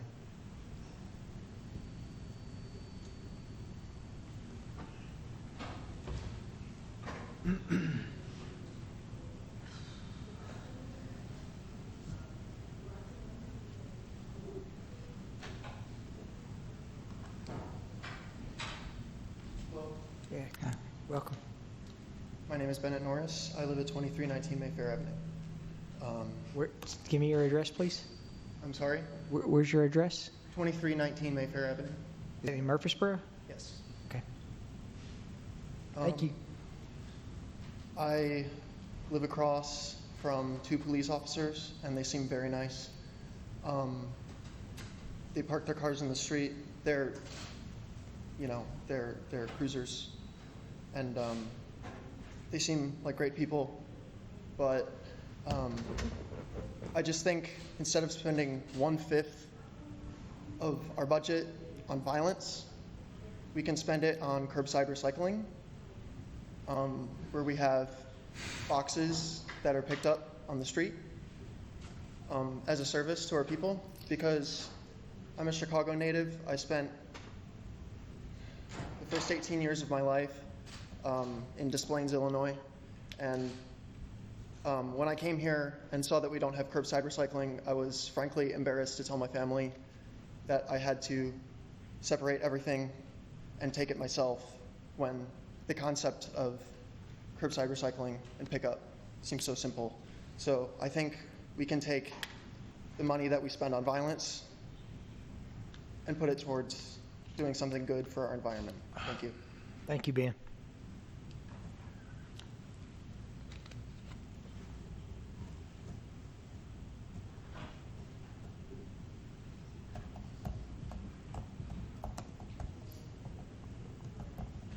It's my first time. No, take your time. Hi, everyone. My name is Quinlan Odom, and I'm very nervous, so if my voice shakes, I apologize. Can you tell me your name again? Quinlan Odom. Okay. I'm a resident of Murfreesboro. I live at 1414 Poplar Avenue, 37129. I am asking you to oppose the proposed budget for this year and demand that the Murfreesboro Police Department is defunded or at least has their budget cut. Oh my gosh, I lost my thought. I'm sorry. Instead of spending this money on the police department, these funds should be allocated to the city for public health services, community assistance, arts and cultural enhancement, affordable housing, education, infrastructure. On Sunday, Mayor McFarland authorized the use of tear gas on peaceful, nonviolent demonstrators who are protesting against police brutality. The funding used to buy that tear gas and to buy those tanks that rolled through our city should be redirected towards supporting community resources. The city of Murfreesboro is safest when we invest in our people. Recently, I emailed every member of this council and I received only 2 responses. While I appreciate the 2 responses I did receive, it is apparent that members of this council are unwilling to even consider what we, the citizens, are asking you to consider here tonight. I have worked and lived in the city of Murfreesboro the majority of my life. The last 3 years of my life, I had the opportunity to work with students who are underprepared for college. Many of those students are Black and brown citizens of Murfreesboro. Those 3 years have shown me that we, the city of Murfreesboro, are failing our Black and brown citizens. We should not be spending so much of our budget on the police department and rather should be investing in education among other community programs. We cannot keep failing the non-white citizens of our city. Thank you for your time. Thank you, Quinlan.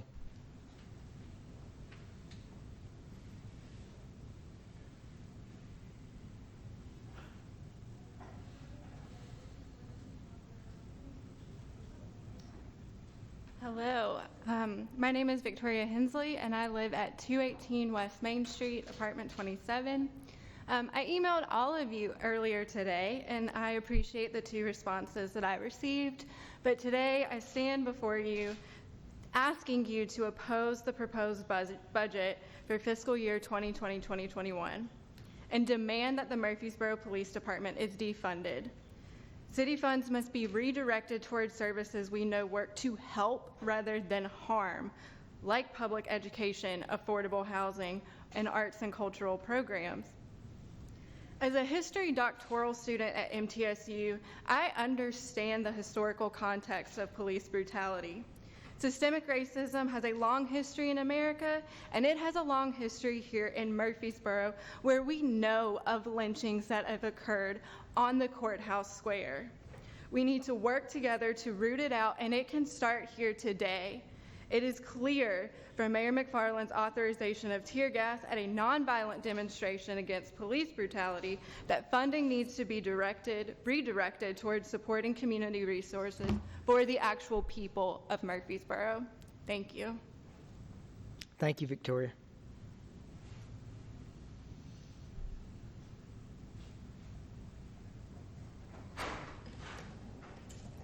Hello, my name is Mariah Phillips, and I live at 511 East Clark Boulevard in Murfreesboro.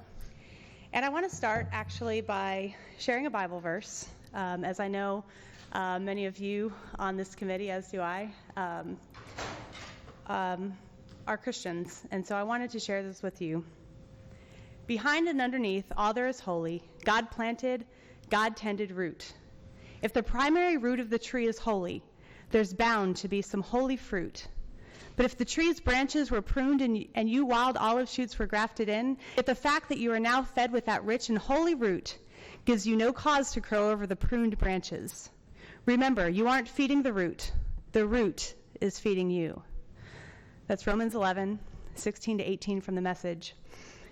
And it struck me that as a founding member of Murfreesboro Loves, which was an organization that really unified this community several years ago when the white supremacists were coming into town, I wanted us to think about our root as a community. What are we rooted in? We have a great opportunity right now to create a very important conversation, a crucial conversation about who we are and who we want to become. Murfreesboro Loves was a symbol of that. And as I connect that to the budget, I want to ask that you consider shifting some of the money that is used to support our police department to funding a Human Rights Commission, which has been brought before you before. Knowing that there are many ways to solve crime and to build up communities, I believe that a Human Rights Commission would be something that would benefit our city, especially at this time.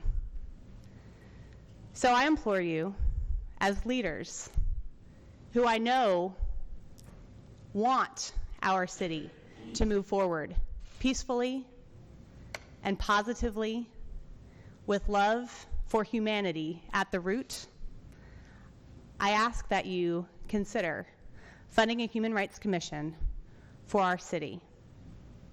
We can have those crucial conversations we so desperately need about things like statues and about things like our history. Please, let's have those conversations, and let's use some of the money for our police department to stop violence at its root. Thank you. Thank you, Mariah.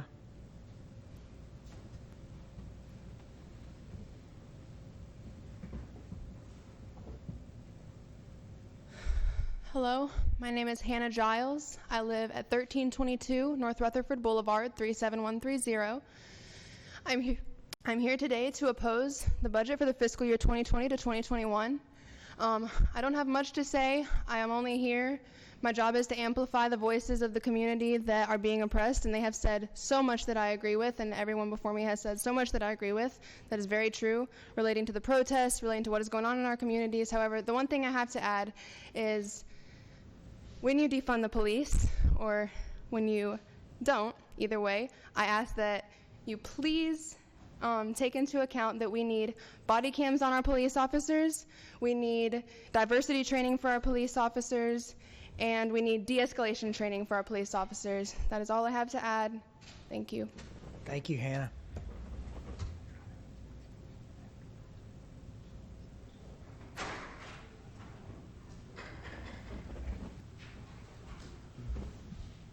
Hi, everyone.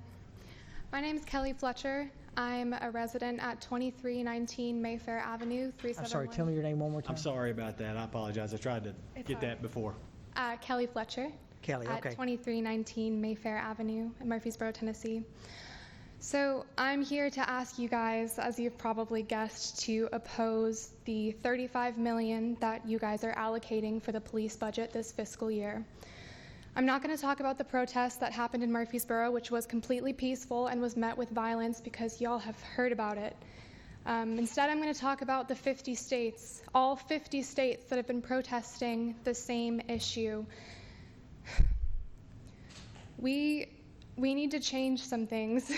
We need to change some things, I think, and I hope it's clear to everyone now.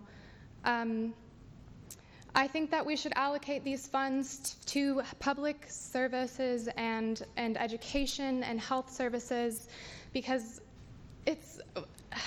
I'm so sorry. I'm not a public speaker, and I'm very nervous. Take your time. My mom is a teacher. She's taught here for a very long time. She has bought all of her school supplies, all of it, from all that I can remember, and she puts in, she gets to school at 6 a.m., she leaves at 6 p.m., and that's on a good day. Our education system is not funded the way it should be, and I think that we should allocate the funds, the $35 million that we are allocating for the police budget elsewhere. Thank you guys for listening. Thank you, Kelly.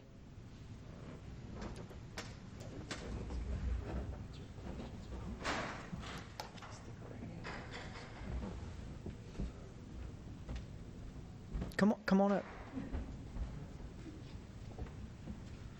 I've never done this before. My name is Preston Gustin. I live at 350 Tremont Drive. I'm asking you guys to oppose the proposed budget, or I'm asking you to oppose the proposed budget for 2020-21 and demand that the Murfreesboro Police Department is defunded. Instead of city funds should be directed towards public health services, community assistance, arts and cultural enhancement, affordable housing and education, and public transportation. It is clear from Mayor McFarland's authorizations of tear gas on peaceful, nonviolent demonstrators against police brutality, and defunding should be redirected towards supporting community resources. The city of Murfreesboro is safest when we invest in our people. Thank you. Thank you, Preston. Don't let this be the last time you come back.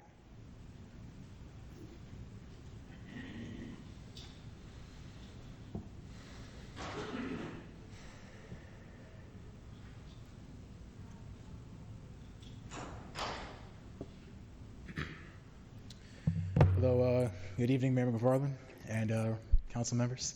I actually didn't plan on speaking today, but I think I've been encouraged by those who have come up, and I find that it's important that I use my voice to express what I believe in this evening.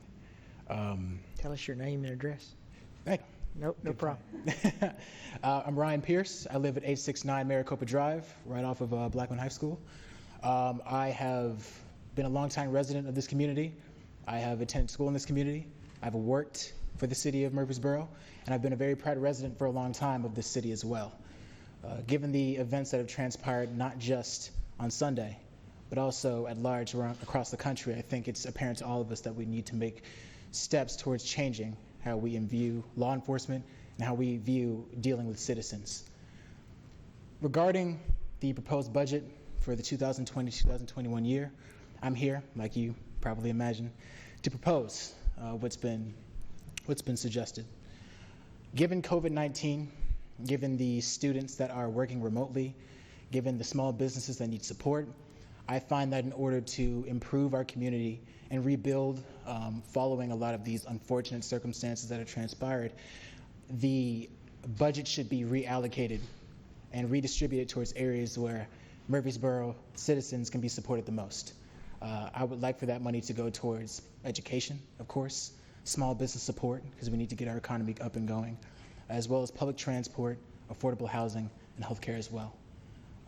I'm still very much proud of this city, and I have faith in this council, and I would hope that you all would take this into consideration as you review the budget.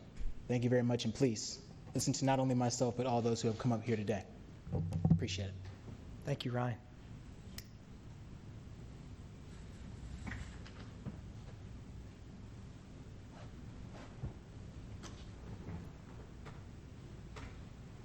Hi, my name is Juliana Mercado, and I live on 3025 Robinwood Drive, Murfreesboro, Tennessee.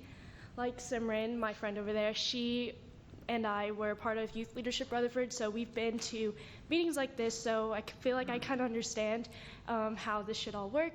But basically for me, I have looked over the 2020 to 2021 fiscal budget for the year, for the coming year. And personally, I see that reallocating the funds to better the education and better the resources for the community will better improve ourselves as a society and better improve our way to reach a new change rather than just kind of reaching a stable point and rather than just trying to stabilize what's happening right now. I feel like with COVID-19 being in quarantine, we've all kind of like had something in our mind to kind of, oh, we should change something, like we should do something different. Because before March, not before March, but during our time in quarantine, we've all wanted to just go back to our regular lives in March and go back to the way things were. But basically, as we're all looking around, we can't go back to that time. We can't go back to the time or to the life we were all living back before March.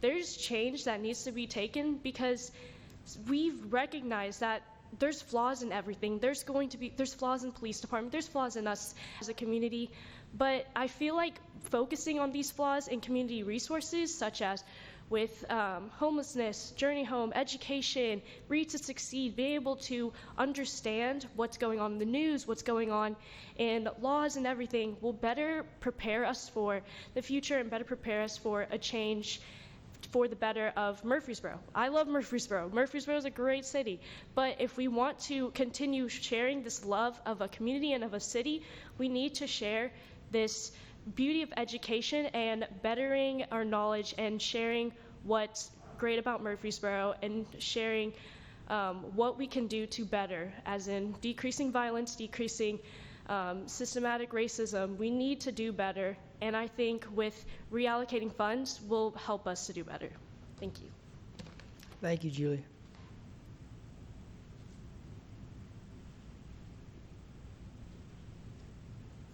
Hey, Ron. I'm sorry.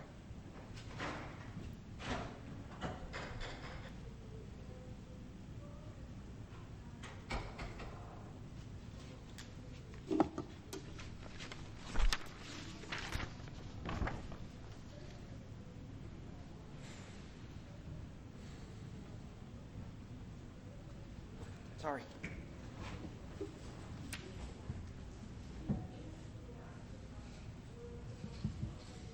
All right, anyone else wishing to speak? Rick, is there anyone else out there?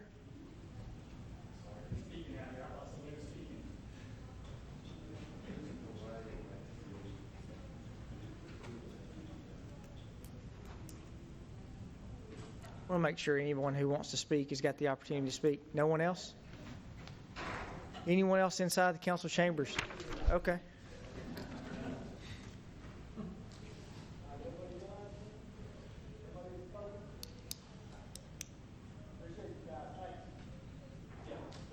All right, seeing none, we'll close the public hearing. Had a lot of comments, so we will move into ordinance 2018. This is appropriations. Does anyone have any discussion?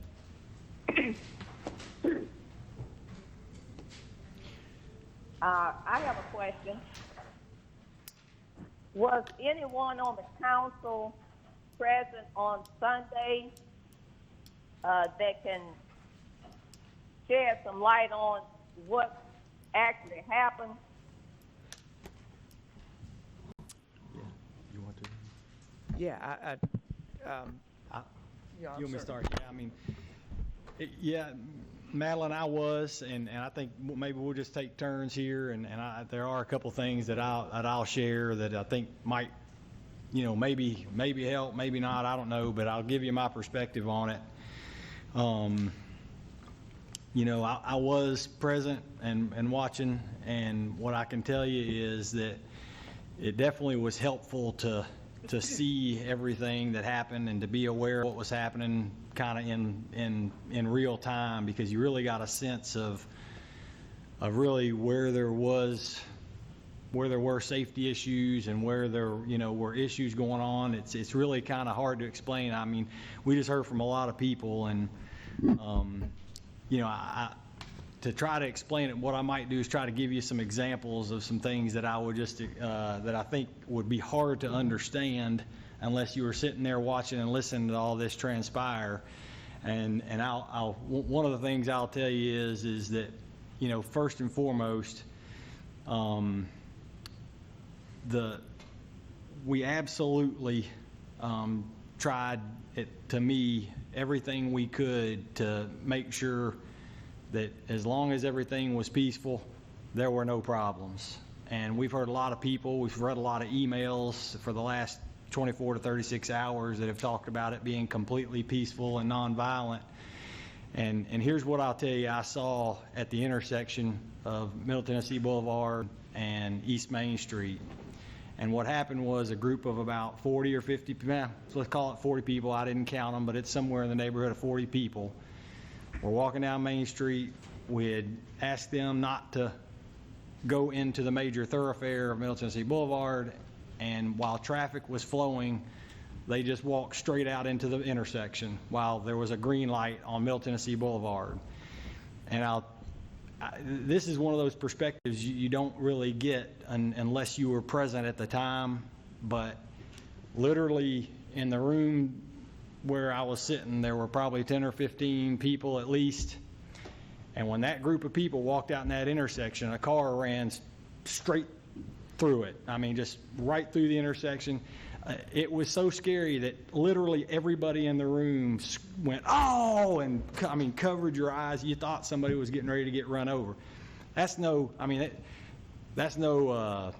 not overdoing that. I mean, that is just literally what happened.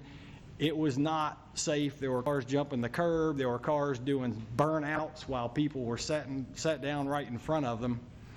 And I listened to the communication that was going on.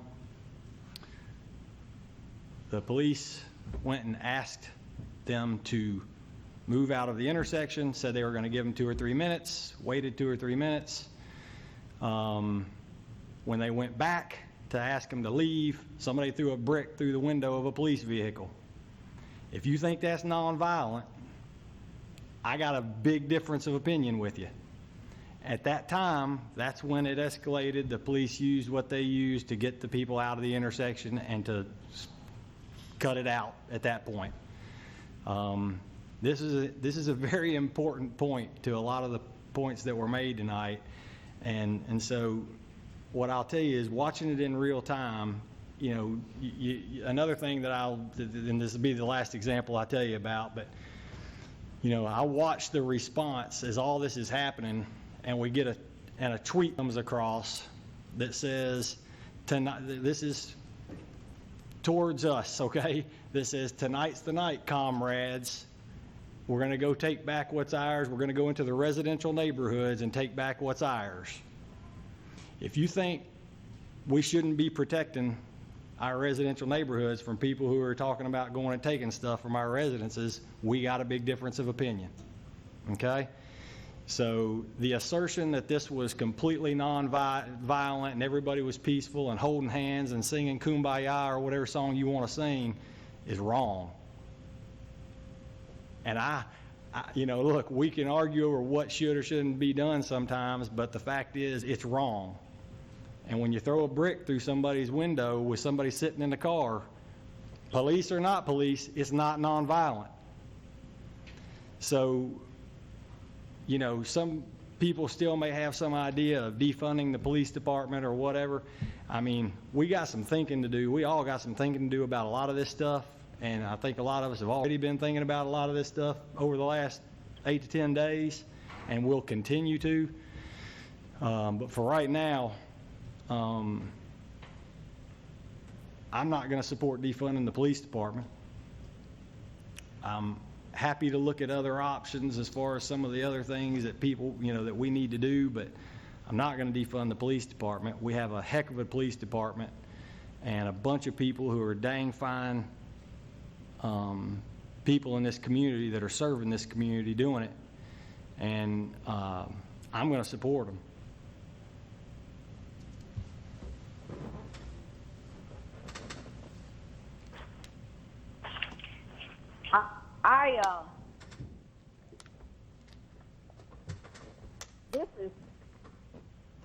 This situation is really hard for me. I'm going to try to get through this because it's taken me way back. I know in our present budget, we are already cutting 14 officers, and I think that's about $1.3 or $4 million. I know our police department does a great job, but just like anything, just like the police department, they are good police officers and they are bad police officers. They are good people in our community and they are bad people. I uphold our police department. I think they do a fabulous job. But I feel the people because I am one of the people. I know what injustice is like. As a little girl, I had a white man to spit in my face. My father came out and got me, took me to the bathroom, put the commode lid down, and he was wiping my face, and he was as red as a beet. His beautiful blue eyes were red, bloodshot. When he finally got the nasty, stinking spleen from my face, I looked at him and I said, "Daddy, are you going to go after him?" My dad stood up and walked out of that bathroom. Years later, when I was getting ready to go to college, he said to me, he said, "Sister," he called me sister. He said, "Remember that day that white guy spit in your face?" I said, "Oh gosh, Daddy, don't mention that. I was mad at you for so long." He said, "Now you're older, and I can explain to you. I had to make a split decision. Was I going to live to see this day when my daughter goes to college, get married, and have my grandkids? Or was I going to make the choice of going after that man?" And I knew that I would either be in prison for the rest of my life or in the cemetery. I have a first cousin who was lynched in Bledsoe County, brought back to Murfreesboro. My grandfather embalmed him, closed the casket on him, and took him right out here to Evergreen Cemetery. And that's where he's buried. It's nothing new under the sun. This happened in the 50s and the 60s. But the difference with today is this is now a worldwide problem. My life changed forever. April of 1964, when my dad was elected to the Murfreesboro City Council, the first African American elected at large in the entire South. That night, we woke up to a cross burning in our yard, bricks coming through our windows, telephone ringing with the N-word. So, as everyone knows, our budget is already strapped. Things we depended on, like hotel, motel taxes, and other things, they're not here anymore. We're out as much as we could. At the same time, our community is crying out. And the Bible says, what we do to the least of them, we do also to him. Murfreesboro is a great city. Murfreesboro has always been a great city. This city was going to break out in a riot, and my dad stopped the riot and made Murfreesboro peaceful. 2 busloads from Nashville came to Murfreesboro. My father stood in the middle of the street, right down where Sloan Cycle Place is, held up his hand, stopped those buses. They were getting off the bus. My dad said, "Hi, can I help you?" They said, "We're here to start a ride." He said, "Oh, no, not here. We're a peaceful community." So I have been through so much. I've lived through so much. I've lived through segregation, integration, humiliation, frustration. But I'm determined to make a difference. Our community is great. But today, we've been locked up. People are restless. Livelihoods are lost. They can't meet the bills. People are hungry. Children being abused. And the component that we are missing is God here. And he says very clearly, if we turn from our wicked ways, acknowledge him, seek his face, and he will heal this land. And I believe that. As a council person, to the public, I'm saying to you, it's just like baking a cake. We as council members, we know what went into that cake. What you are seeing is the finished product, and it makes a difference. I would like to see our community, like I mentioned about a couple of months ago, build a homeless shelter for people and help these agencies. So what I'd like to see, if the sale of Middle Tennessee Electric goes through, I'd like to see us take some of that money and pour into this community and hopefully heal our community. I'm sorry to take up so much time, but my heart is just heavy tonight. Wish you were here tonight, Madeline. Thank you, Madeline.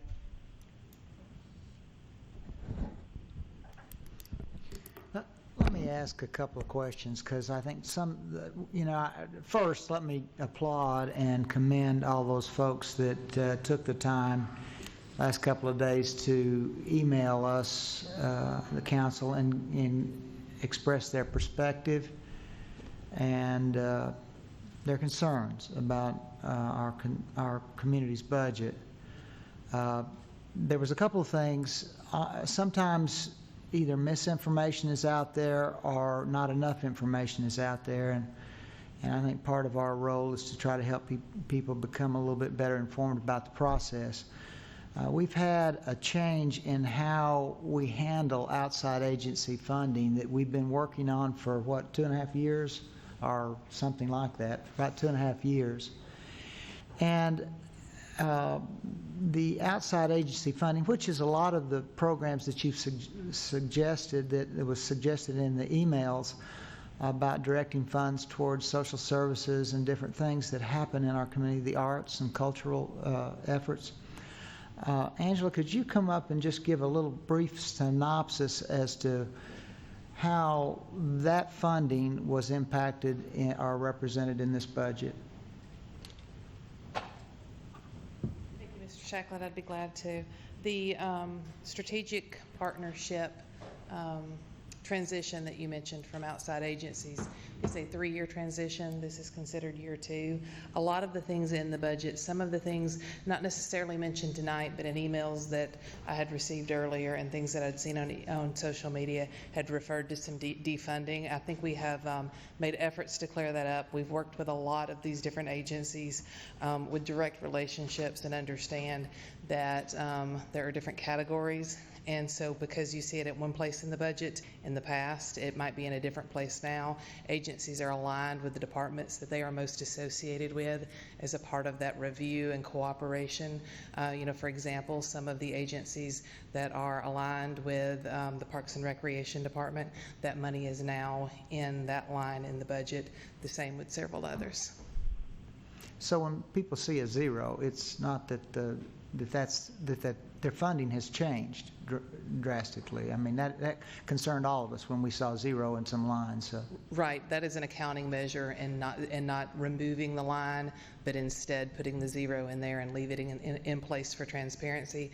But funding was inserted in other areas in the budget that reflects some level funding for a lot of those agencies. And one point I think needs to be made, because this is not only just a statement of our philosophy, but it's going to really, I think, move us to a more productive place, because the way we're conceiving is that there are certain missions and tasks that we as a council and our citizens' input say we want to accomplish something related to, say, homelessness or youth activities and youth supportive agencies like Boys and Girls Club.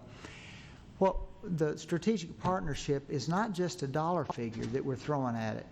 What we're saying is we're going to look at the resources, facilities, and personnel in our city government that can help facilitate the work of that particular outside agency, and to better track that relationship so that people understand that we are not just throwing a dollar at it and saying, y'all do it. Because I've been involved in so many nonprofits that I think sometimes people don't realize what it takes to keep a nonprofit going. But there are human resources, facilities that are available through the city government that could really help accomplish programs in our community. And we want to belly up and be partners with them, joined at the hip kind of thing, so that we see how we can help people accomplish. So it's not a matter of decreasing, it's really a larger investment. It's not just having people, throw a dollar at it, like somebody asked me for a donation, I give them the money. Now, are you willing to get out there and get involved in the work?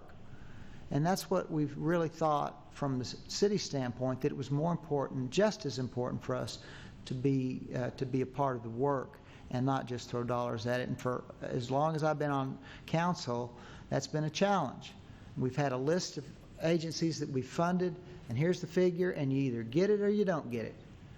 And we weren't sure that we were tracking the resources of tax dollars that we were really saying, what are we accomplishing by doing this? So we're trying to align the mission of our city government with the work that those nonprofits are doing. And there's still work to be done. We all know this is a long process. We've got work to do, and we'll evaluate that process as we go forward. Thank you, Angela, for that. And I don't hog the mic, but I do want to reiterate the fact that it takes a lot of courage to come up here and to throw yourself out and try to figure out how this process works. And I just applaud every one of you that came out here. I've written down some comments, took notes on your some of the input that you've given us. There are lots of questions that our community and communities throughout this country are wrestling with right now. And it makes it extremely, this is tough because it's been the perfect storm kind of thing, where we've had a pandemic that's isolated us from people we care about.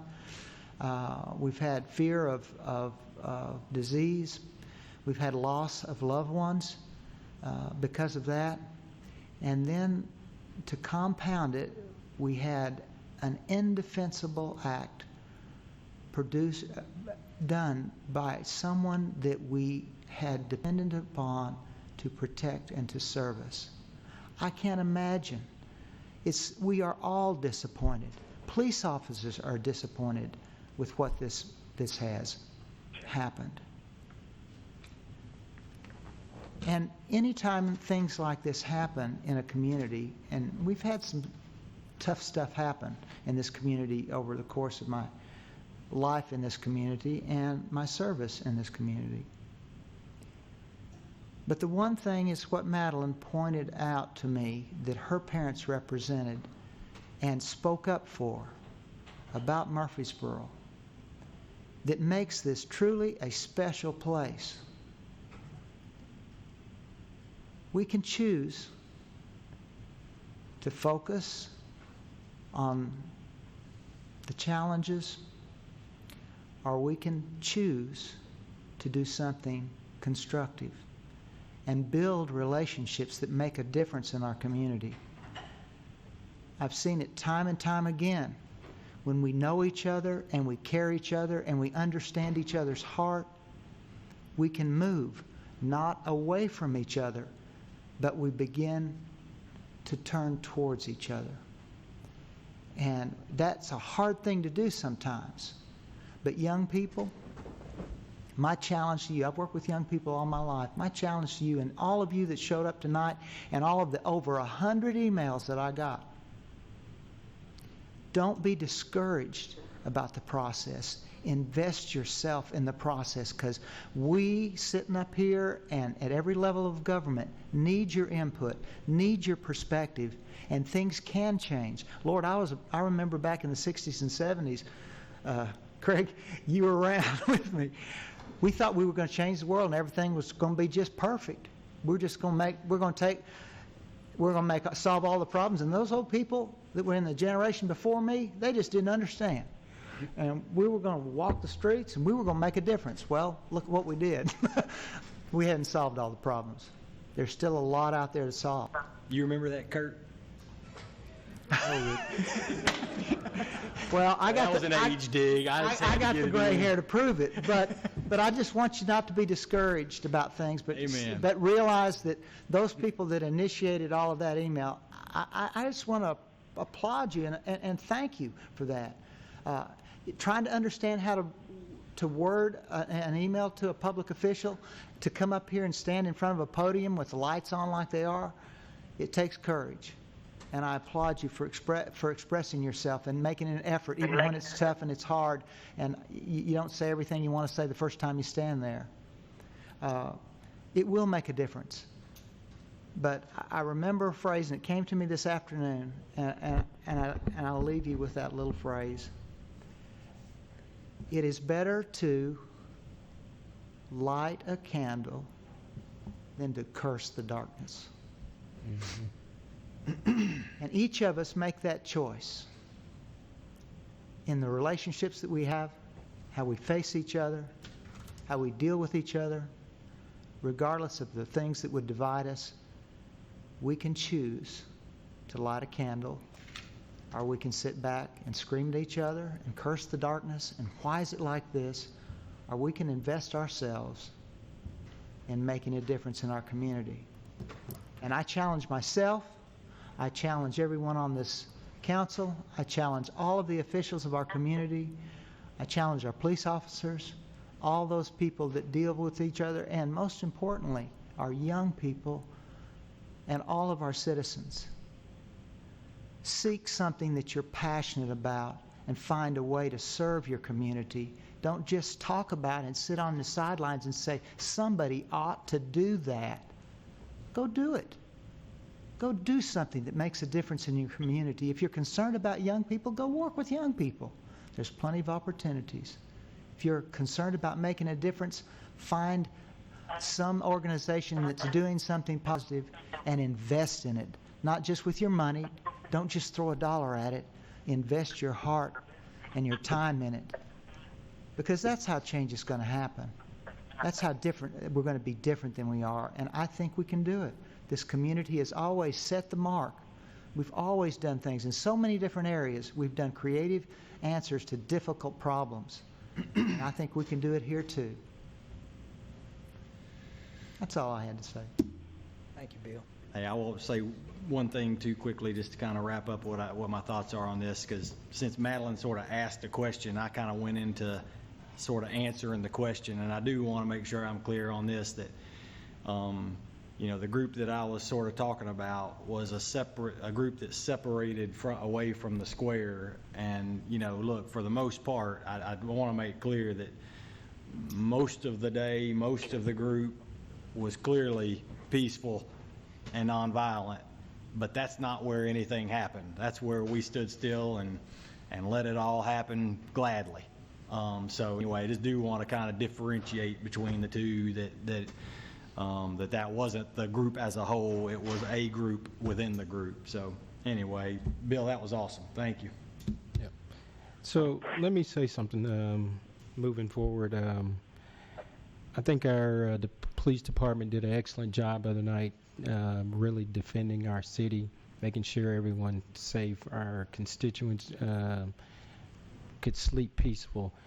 But this has really been heavy on my heart, just as Madeline's heart. One of the things I've done is talk to Chief Boeing for the last 4 or 5 nights. And what I've tried to say is everybody has to have a different perspective. We all live in a different house. We all live in different sides of town, but we don't never come together to talk about things. You can't solve anything if you never talk about it.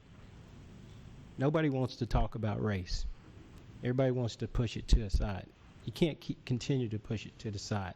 It has to be addressed. Mariah Phillips mentioned starting a human rights commission. I'm all for that, because you know what? It opens the doors to talk about race.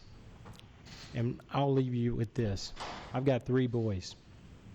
When they leave the house, one of the things I say to them, you guys be careful, you be safe. Because what I'm telling them is, I don't know if they're going to come back home. You might not have to do that with your boys. That's the difference between me and you. So that's reality. You've seen it. You've seen a young man running through the neighborhood get killed. You've seen a man give a $20 fake bill, didn't go back home to his family. So that's why I'd say we got to learn how to talk to each other and communicate.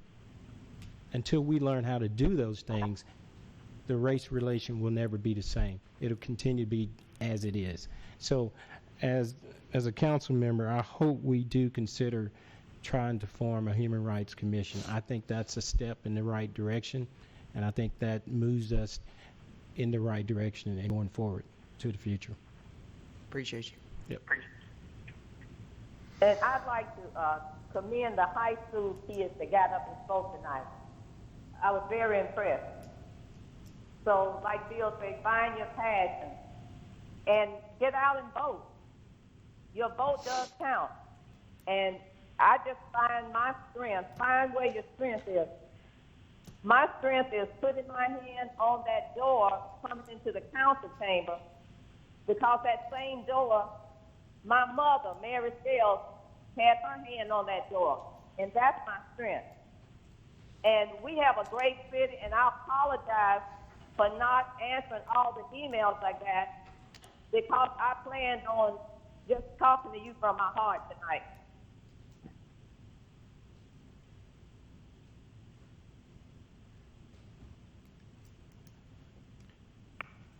I think after Saturday night, we were all a little bit scared and a little bit concerned about our city. We watched what happened in Nashville. We watched the burning, we watched the looting, we watched the damage. And we got up Sunday morning and we found out that we were the next target. Not by peaceful protesters, but by people who meant harm to Murfreesboro. We knew they were coming. We knew there were peaceful protesters coming as well, and we welcomed those. Just like we opened the mic up tonight, we're always welcoming people in Murfreesboro. Last night I was sitting in Toots. 4 young ladies came and sat down who were African-American ladies that sat down next to the table 6 feet away from me. And they were having their conversation, and I listened to them, and they were concerned about what's going on with our country. So I thought, how can I interject in their conversation? How can we have rapport and communicate on a level that we care for each other? So I called their waitress over and I paid for their meal. They didn't know.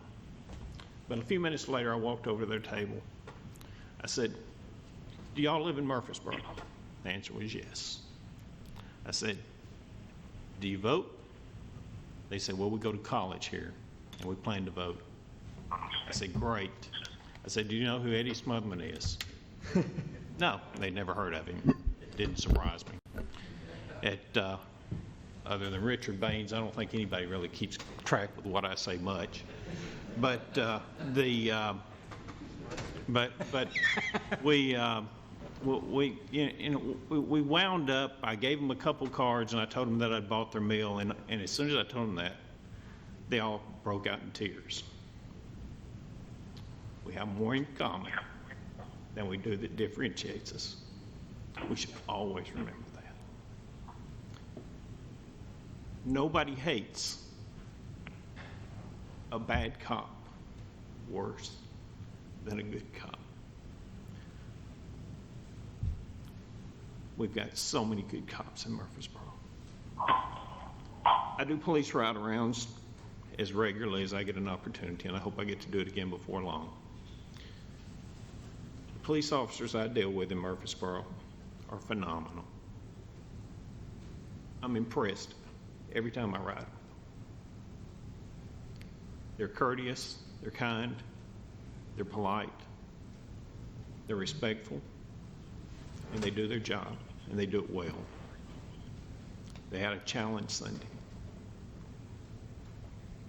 They were cussed at, they were yelled at, they had stuff thrown at them, and through it all, they were exactly what I would want a Murfreesboro police officer to be. We've gotten a lot of emails in the last couple of days. I didn't respond to most of them. I responded to a couple of them because they were concerned about MLK money being cut and stuff like that, which I knew was not correct, and that we were actually working to improve the situation with the ML Scholarship Fund. But so much of it, the world we live in today, is based off of social media and tweets and those type things. And I'm not a Twitter, so I don't really know what that is, but I'm told that the same thing happens there pretty much that happens on Facebook, and I've got experience with Facebook. But when somebody tells you that somebody has pepper sprayed somebody and Shane authorized it, I know that Shane doesn't have the authority to authorize the use of tear gas. That's not his job. He's the mayor, a part-time mayor for a really fine city. We watched the events as they unfolded Sunday from the Operations Center, and we saw many peaceful protesters who had a message, a wonderful message. And towards the end of it, we saw a few people who weren't going to be happy until they were arrested. Wasn't many, but there were a few, very few.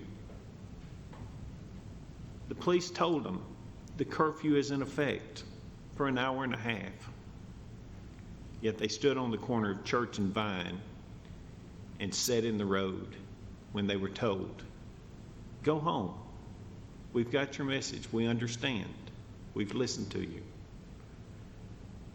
But they had orders from the governor that we had a curfew in place in Murfreesboro.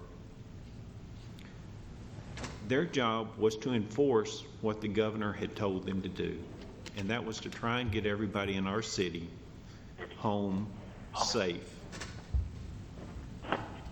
The events that took place at Middle Tennessee Boulevard were much different than described. There was burnouts taking place. There were people sitting in the roadway in front of cars with their tires smoking. There was one guy over next to the MTSU sign at the intersection there who decided he'd go dig a brick out of the ground next to the telephone pole. Whether it was planted there, I don't know. But there was a brick in the ground exactly where the guy dug. When he dug that brick out of the ground, he launched it at our police officers. In my world, that's violent. When it struck that vehicle, you heard it clank off the hood and you saw it bounce off the windshield. That was followed by tear gas. They weren't trying, I don't think, to intentionally hit the people in the middle of the roadway. They were trying to clear the roadway because there was one criminal that we knew had just committed a criminal act. And I think they wanted to pursue him. I'm pretty sure they did because they drove up and over the curb, down the side of a hill, across Dr. McPhee's front lawn, around his house, and chased the guy all the way to Bell Street where he ran into some bushes and we lost him.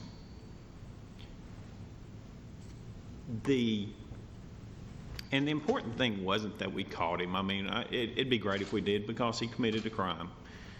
But the important thing was we were trying to get people home safely and to make sure that when everybody went to bed that night, that we didn't have any building in Murfreesboro smoldering.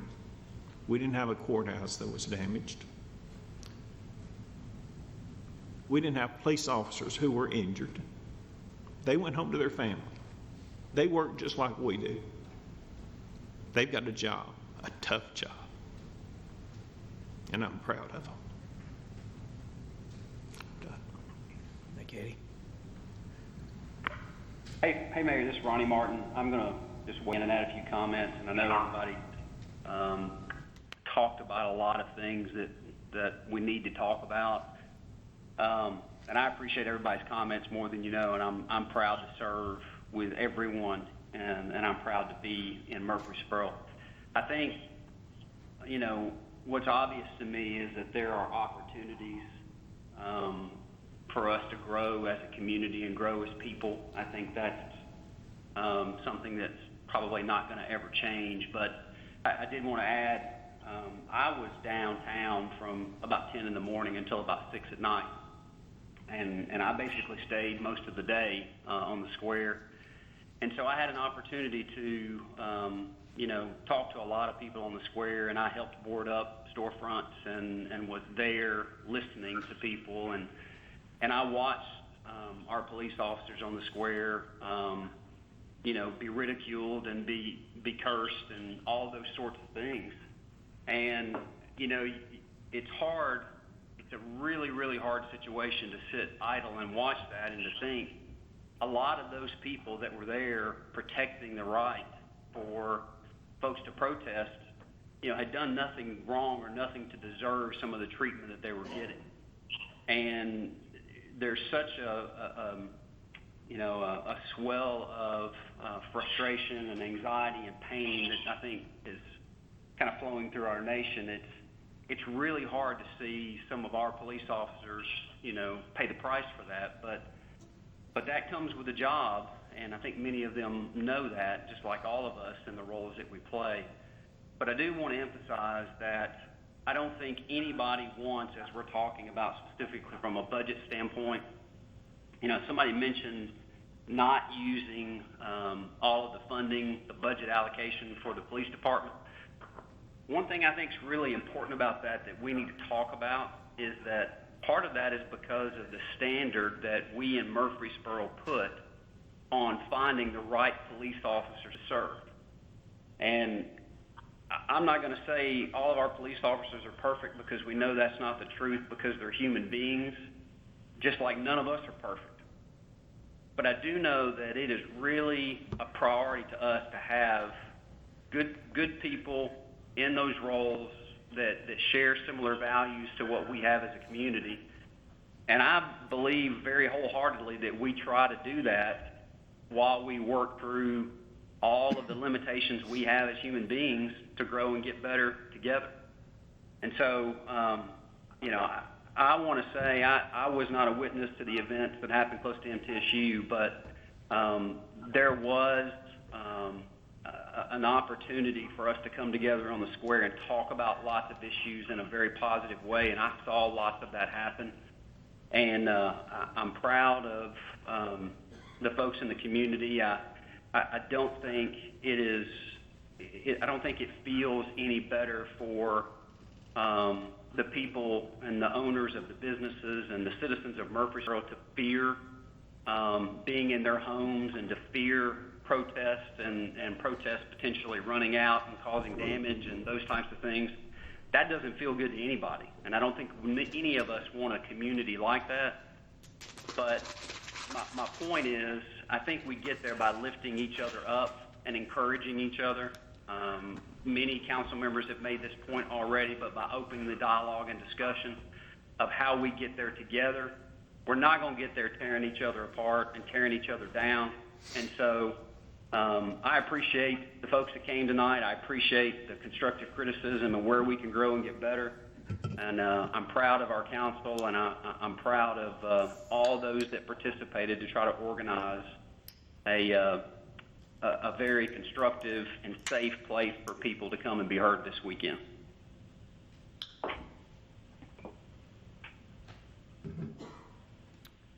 I'll close up. Thank you, Ronnie. I wish you and Madeline both were here. And I want to say, Ryan and several of y'all that have come out tonight, I can say from the many years of being up here, it's the first time that I've seen so many young people that have actually come up and addressed the council. It's normally, the age demographic is definitely not below 30 years old, people who normally come up and speak to us. So I wanted to say I'm thankful for all y'all coming up. It gives me hope that people want to be involved in their community. I want to walk you through, I talked about this on Monday night, but walk you through sort of where we were on Saturday when all of this started. I was sitting at the table with my family, I don't know, 9:30, 10 o'clock, we were playing cards, and so we start seeing what's happening in Nashville, and so immediately Craig starts texting, and we're texting back and forth with Chief Bowen, and about, hey, this is getting ready to happen tomorrow, and the thing that you will find about being in a leadership position, I think all the council members can say this, sometimes you don't get the option to not plan for what's worst. So everybody started planning. In the course of about 4 or 5 hours, our police department, our fire department, the Rutherford County Sheriff's Office came up with a plan because we didn't have an option based on what happened in Nashville the night before, what had happened in other municipalities to not have an option.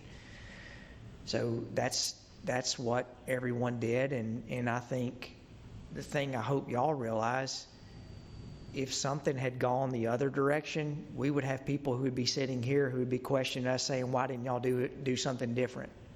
The business owners here on the square, if the square had gotten burned down, they would say, why didn't you do something there? So there's got to be a middle ground to understand what happened.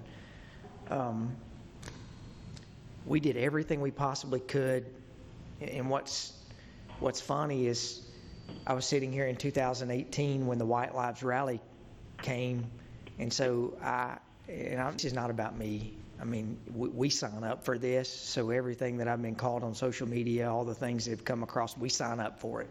If you don't like it, then you shouldn't do this job. So, if you think that the nasty things I've been getting called on social media is a human, sure, it hurts, but you can't let that judge the decisions you make, because you shouldn't be in this job if that's going to influence you.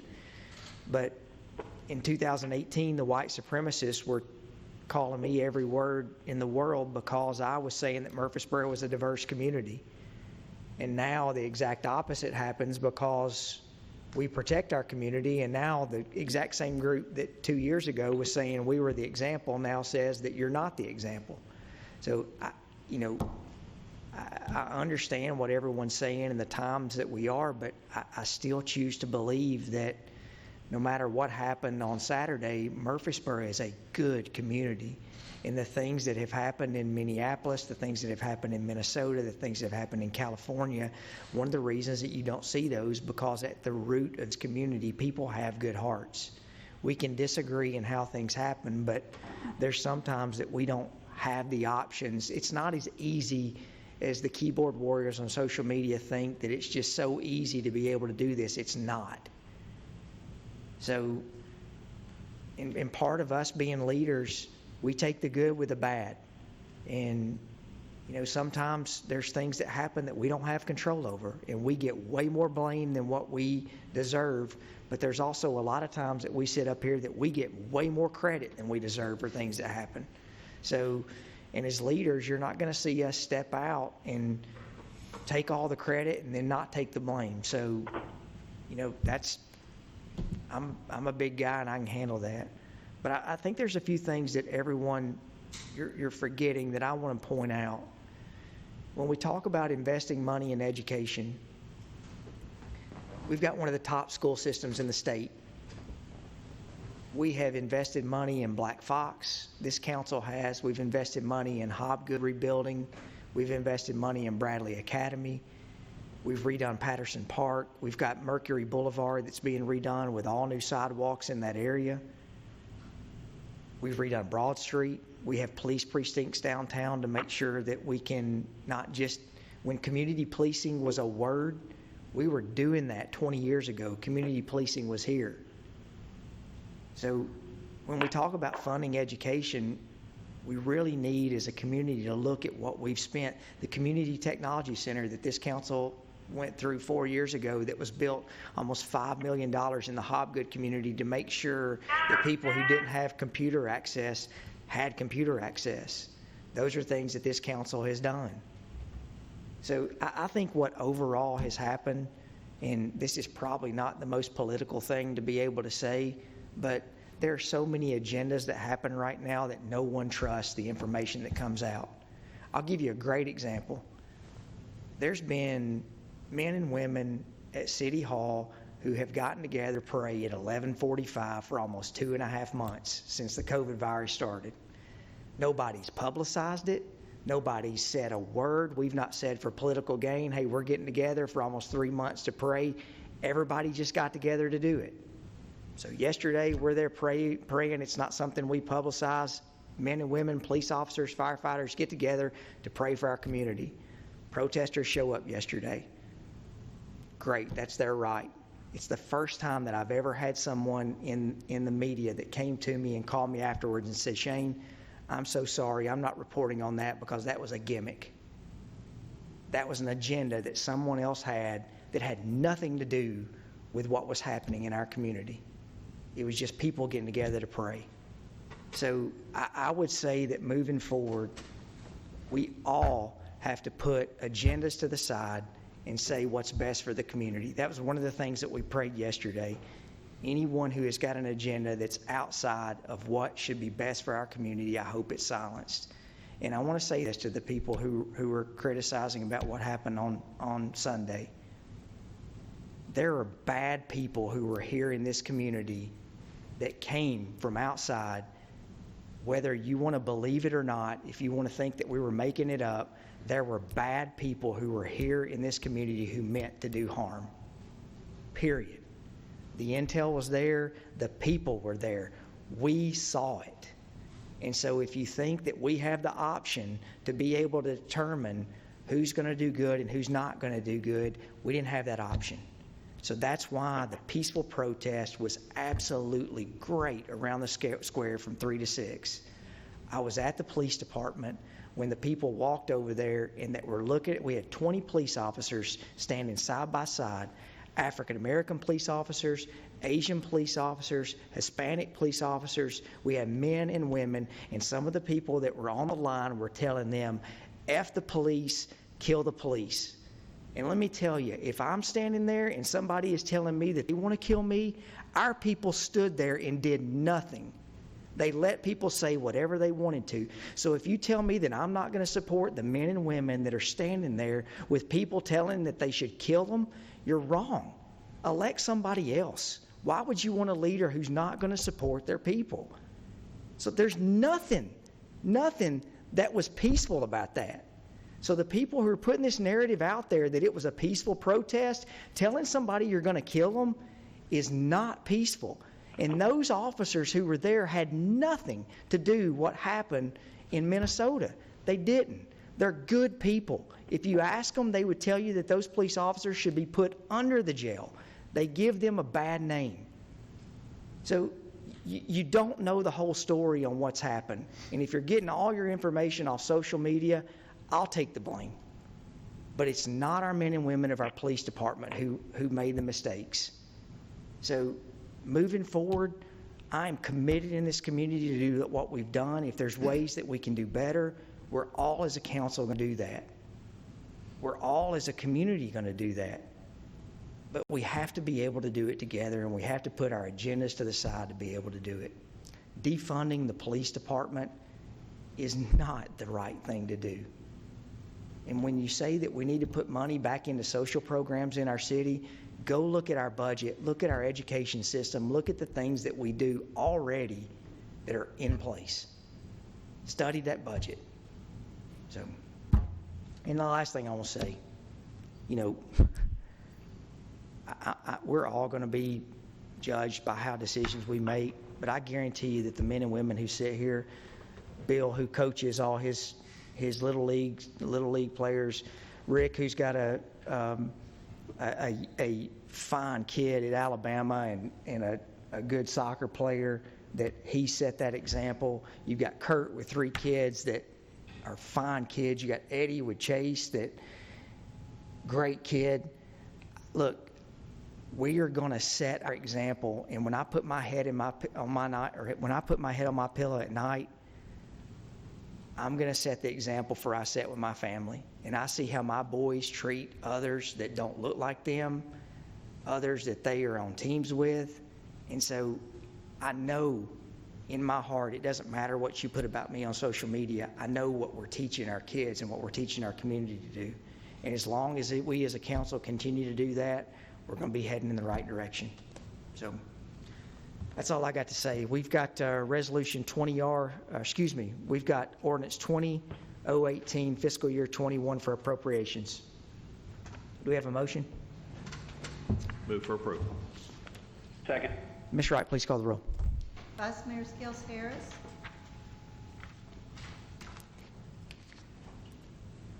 Vice Mayor Skels Harris. Sorry, I was on mute. Yes. Mr. LaLance. Aye. Mr. Martin. Aye. Mr. Shackleton. Aye. Mr. Smotherman. Aye. Mr. Wade. Aye. Mayor McFarland. Aye, we have ordinance 20-019 fiscal year 21, and we are setting our tax rate. And just for the record, I want to make sure that there is no tax increase this year, right? There is not. It's Okay. the same as last year. All right. We're in a much different position this year than we were last year. I make that motion. Second. Motion is second. Vice Mayor Skels Harris. Aye. Mr. LaLance. Aye. Mr. Martin. Aye. Mr. Shacklet. Aye. Mr. Smotherman. Aye. Mr. Wade. Aye. Mayor McFarland. Aye. Resolution 20R13, water resources. Move for approval. Second. Motion is second. Ms. Wright, please call the roll. Vice Mayor Skels Harris. Aye. Mr. LaLance. Aye. Mr. Martin.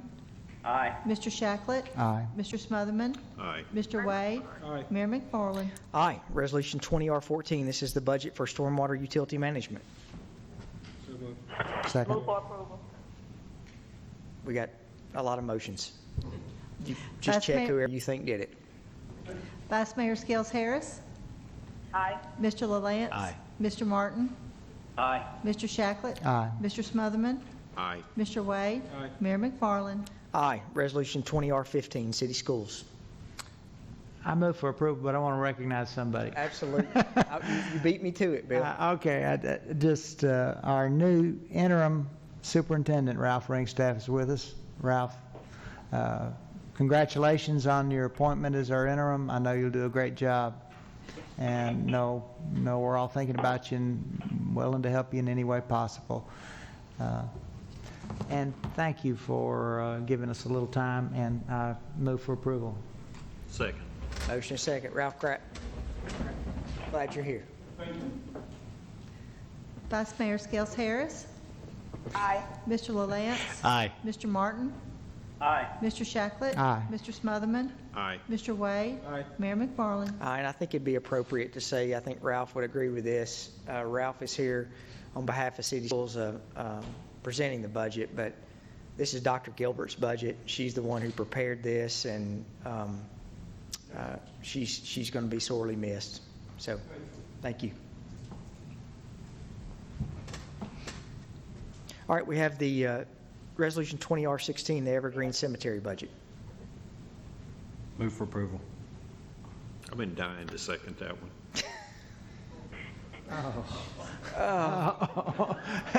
It took me a second. Sorry. Sorry, it took me a second. Okay. Ms. Wright, please call the roll. Vice Mayor Skels Harris? Aye. Mr. LaLance? Aye. Mr. Martin? Aye. Mr. Shacklet? Aye. Mr. Smotherman? Aye. Mr. Wade? Aye. Mayor McFarland? Aye. We have Resolution 20R17. This is the Murfreesboro Electric Department. Move for approval. Second. Motion is second. Ms. Wright, please call the roll. Vice Mayor Skels Harris? Aye. Mr. LaLance? Aye. Mr. Martin? Aye. Mr. Shacklet? Aye. Mr. Smotherman? Aye. Mr. Wade? Aye. Mayor McFarland? Aye. We need to pass Resolution 20R12 for the other post-employment benefits, and this is for finance. Right, we do this every year. This is our annual election to say that we're going to provide medical insurance to our retirees. It is not part of our pension plan, so it is something you do on a pay-as-you-go basis. And that was the election you've made instead of setting up a trust, since it could be terminated at any time or changed. We do plan to get a new actuary report done this summer on this, so the information in the letter was from the previous report. No questions, move for approval. Second. Motion second. Vice Mayor Skels Harris? Aye. Mr. LaLance? Aye. Mr. Martin? Aye. Mr. Shacklet? Aye. Mr. Smotherman? Aye. Mr. Wade? Aye. Mayor McFarland? Aye. Ms. Wright, did I miss anything? I think you got them all. All right, so we will be, this is the first reading of the budget, correct, Mr. Tyndall? Yes. Okay. Next Wednesday, the second. So we've gone through everything. Is there anything, any other business? I do think Farmers Market is opening back. This with- Saturday, it sure is on the yeah, square. with limited, There's a few different things it'll look a little different than it normally has, Yeah. but yes, No pets. You got to walk one direction. that's right. There's several things, that so you'll it's have not to exactly like it's been in the past. Figure out, but be sure and understand that you can't bring your pets. Yep. Hey, I think there's been a lot of good things that have been said tonight. And I know, speaking for me, I'm proud of every council member that we all had the opportunity to serve with, Madeline, Ronnie. But I also want to make sure that not only to the residents who are watching, I want to speak on behalf of the council to let our staff know what y'all have done with this budget. No one knew that we would be going through a pandemic. So I appreciate the hard work that y'all have put in, how you've looked at this, and how you've been able to give us the best advice that we possibly can get. So Mr. Tyndall, Ms. Tucker, Ms. Wright, all of our department heads, want you to know how much we appreciate you, and also what y'all have been dealing with. People have looked to y'all for guidance on Parks and Rec, for ball leagues, for how we use the airport, for planning. Greg, you're still right in the middle of everything that you've learned as a new planning director, and we appreciate the hard work that y'all have continued. And Anna, who did I leave out? I want to add Amanda DeRosa, who put the book together. She Yes. has worked very hard on this, and I want to make sure she gets good credit for that. And on behalf of Councilman Martin, Chris Gerke, I want to tell you, you've done a great job with the, and we've made it through another budget year that Ms. Wright has not called me Mayor Bragg. So, all right. Thank y'all, and we'll stand adjourned.